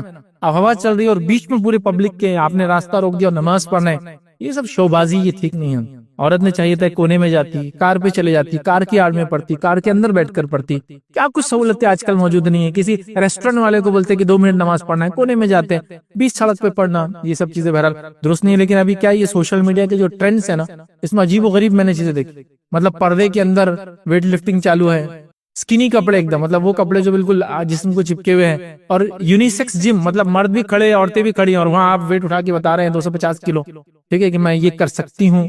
تو کیا ہے یہ سب ٹرینڈس ہے، یاد رکھیے یہ اچھے ٹرینڈس نہیں ہیں، بالکل ایک دم غلط ہے. مطلب بلکہ اب تو یہ حالت ہوگی، پہلے تو برقعے میں وہ کر رہے تھے، ابھی برقعے کو اٹھا کے اندر وہ سکن رہتا، سیکنڈز بولتے اس کو، بالکل چپکا، اس کو لے کے سب ایسے بتا رہی عورتیں، یوں ٹرائسپس نکال کے بتا رہی، اور ادھر پورا برقعہ نوز پیس بھی لگا ہوا ہے.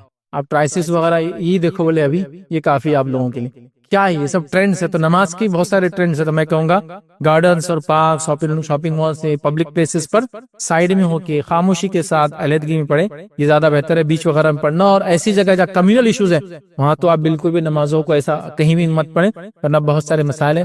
پہلے مطلب بہت زیادہ پہلے نہیں، 1-2-5 سال پہلے ہم لوگ سفر کرتے تھے، کامنلی سفر کرتے ہیں. پہلے ایسا حال تھا کسی ڈھابے پہ گئے، میں نماز پڑھنا ہے تو بولتا تھا کہیں پڑھیے آپ، نماز پڑھیے، کھانا کھائیے جائیے، نماز پڑھیے چلے جائیے، کھانا نہیں بھی کھائے چلیں. ابھی کسی ڈھابے جا کے نماز پڑھنا تو بولتا بھائی صاحب کہیں بھی پڑھ لو جا کے، ہونا تو کھانا فری کھا لو، یہاں نماز مت پڑھو. لیکن پھر دوسرے کسٹمر نہیں آ رہے ہیں، میرے لیے مسئلہ ہو رہا، فلاں ہو رہا. ابھی حالات ٹھیک نہیں ہے، تو بہرحال احتیاط کریں، یہ زیادہ انشاءاللہ بہتر رہے گا. کسی نے ایک سوال کیا کہ تہجد پڑھنے سے کیا زندگی بدل جائیں گی؟ یاد رکھیے تہجد ایک بڑی اہم نماز ہے، نفل عبادت میں سب سے افضل عبادت ہے. تہجد کی نماز نفل عبادت میں سب سے افضل عبادت ہے. اس کے کئی فائدوں میں سے کچھ فائدے گناتا ہوں جو حدیث میں آتے ہیں. پہلا، یہ ہم سے پہلے کے نیک لوگوں کا طریقہ تھا. اللہ اس کے ذریعے ہمارے درجات کو بلند کرتا ہے، اللہ اس کے ذریعے ہمارے گناہوں کو معاف کرتا ہے، اور اللہ اس کے ذریعے ہماری بیماریوں کو دور کرتا ہے. یہ کہ حدیث میں چاروں الفاظ آتے ہیں. مطلب تہجد کی نماز ہم سے پچھلے لوگوں کا طریقہ، جو نیک لوگ تھے، انبیاء، شہداء، صالحین.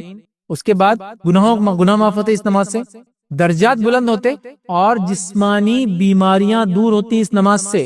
تو جو لوگ پریشان ہیں بیماریوں سے، تہجد میں اٹھیے اور تہجد میں اپنے رب کو یاد کیجیے، کیونکہ تہجد میں اٹھنا صحت کے اعتبار سے فائدے مند ہے اور عبادت کے اعتبار سے سب سے افضل وقت ہے. تو اٹھیے تہجد میں. تہجد کا سب سے افضل وقت ہے رات کا آخری پہر، جو کہ سحر کا وقت ہوتا ہے. ابھی رمضان میں جو اٹھتے ہیں آپ، سحر کا وقت سب سے افضل ٹائم ہے، لیکن آپ عشاء کی بعد بھی پڑھ سکتے، لیکن افضل یہ سوئیے رات میں، اٹھیے پھر آدھی رات کو، پھر اپنے جسم کو اس طرح سے تھکائیے، اس کا دیکھیے آپ فائدہ بہت ہوتا ہے. جو لوگ رات میں تہجد کے عادی ہیں بیماریوں سے اللہ بچا لیتا ہے. تو یہ 4 فائدے تو ایک ہی حدیث میں آتے ہیں. اس کے علاوہ سب سے افضل نفل عبادت ہے، اللہ کتنا اجر دے گا جس کی کوئی انتہا نہیں. یہ اس وقت پڑھا جاتا ہے جس وقت اللہ کے رسول فرماتے ہیں اللہ تعالیٰ آسمانی دنیا پہ آ جاتا ہے اور ایک آواز لگائی جاتی ہے کوئی مانگنے والا، میں دینے بیٹھا ہوں، ہے کوئی گناہوں سے مغفرت چاہنے والا، میں دینے بیٹھا ہوں. تو یہاں آواز لگائی جا رہی، بولا جا رہا لو مجھ سے میں دینے بیٹھا ہوں. کیا بات ہے. مطلب دنیا کا بادشاہ سامنے ہے، کائنات کا بادشاہ سامنے، اور کہہ رہا ہے آؤ مجھ سے مانگو میں دینے بیٹھا ہوں. تو یہ بڑا بہترین وقت ہے. تو لہٰذا ہاں تہجد کے وقت آپ نماز پڑھیں. تہجد کی نماز بہت اہم ہے. تہجد کی نماز زندگی بدل دیتی ہے. آپ دیکھیے جو آدمی تہجد پڑھتا ہے، پھر اس کے بعد فجر پڑھتا ہے، پھر تھوڑا سو کے اٹھتا ہے نا، ایک نیکسٹ لیول کی طاقت رہتی ہے اس کے اندر کام کرنے کے معاملے. جو آدمی رات میں 12 سے لے کر 12 تک بھی سویا اتنا فریش نہیں ہوتا جتنا یہ آدھی رات کو اٹھنے کے بعد پھر سو کے اٹھنے کے بعد فریش رہتا ہے.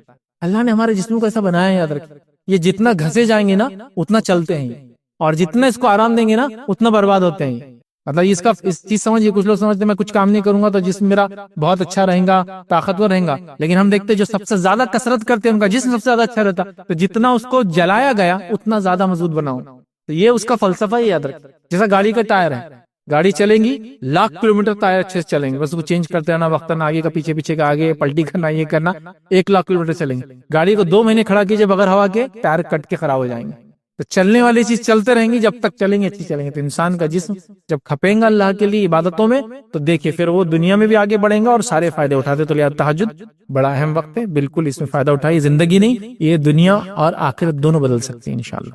السلام علیکم رحمۃ اللہ وبرکاتہ. میرا نام شیخ معین پاشا یوسف ہے اور میں پرائیویٹ کمپنی میں بزنس ڈیولپمنٹ مینیجر ہوں. میرے سوال کا تھوڑا سا بیک گراؤنڈ ہے، بتا دیتا ہوں. میں پہلے اورنگ آباد ہیڈ کوارٹر پہ کام کرتا تھا اور 15-20 ڈسٹرکٹ کور کرتا تھا. تو جب سفر میں ہوتا تو قصر کر لیتا تھا. ابھی کچھ مہینے سے میرا ہیڈ کوارٹر بامبے ہوا ہے، تو سیٹرڈے سنڈے میں اورنگ آباد رہتا ہوں، باقی کے دن منڈے ٹو فرائیڈے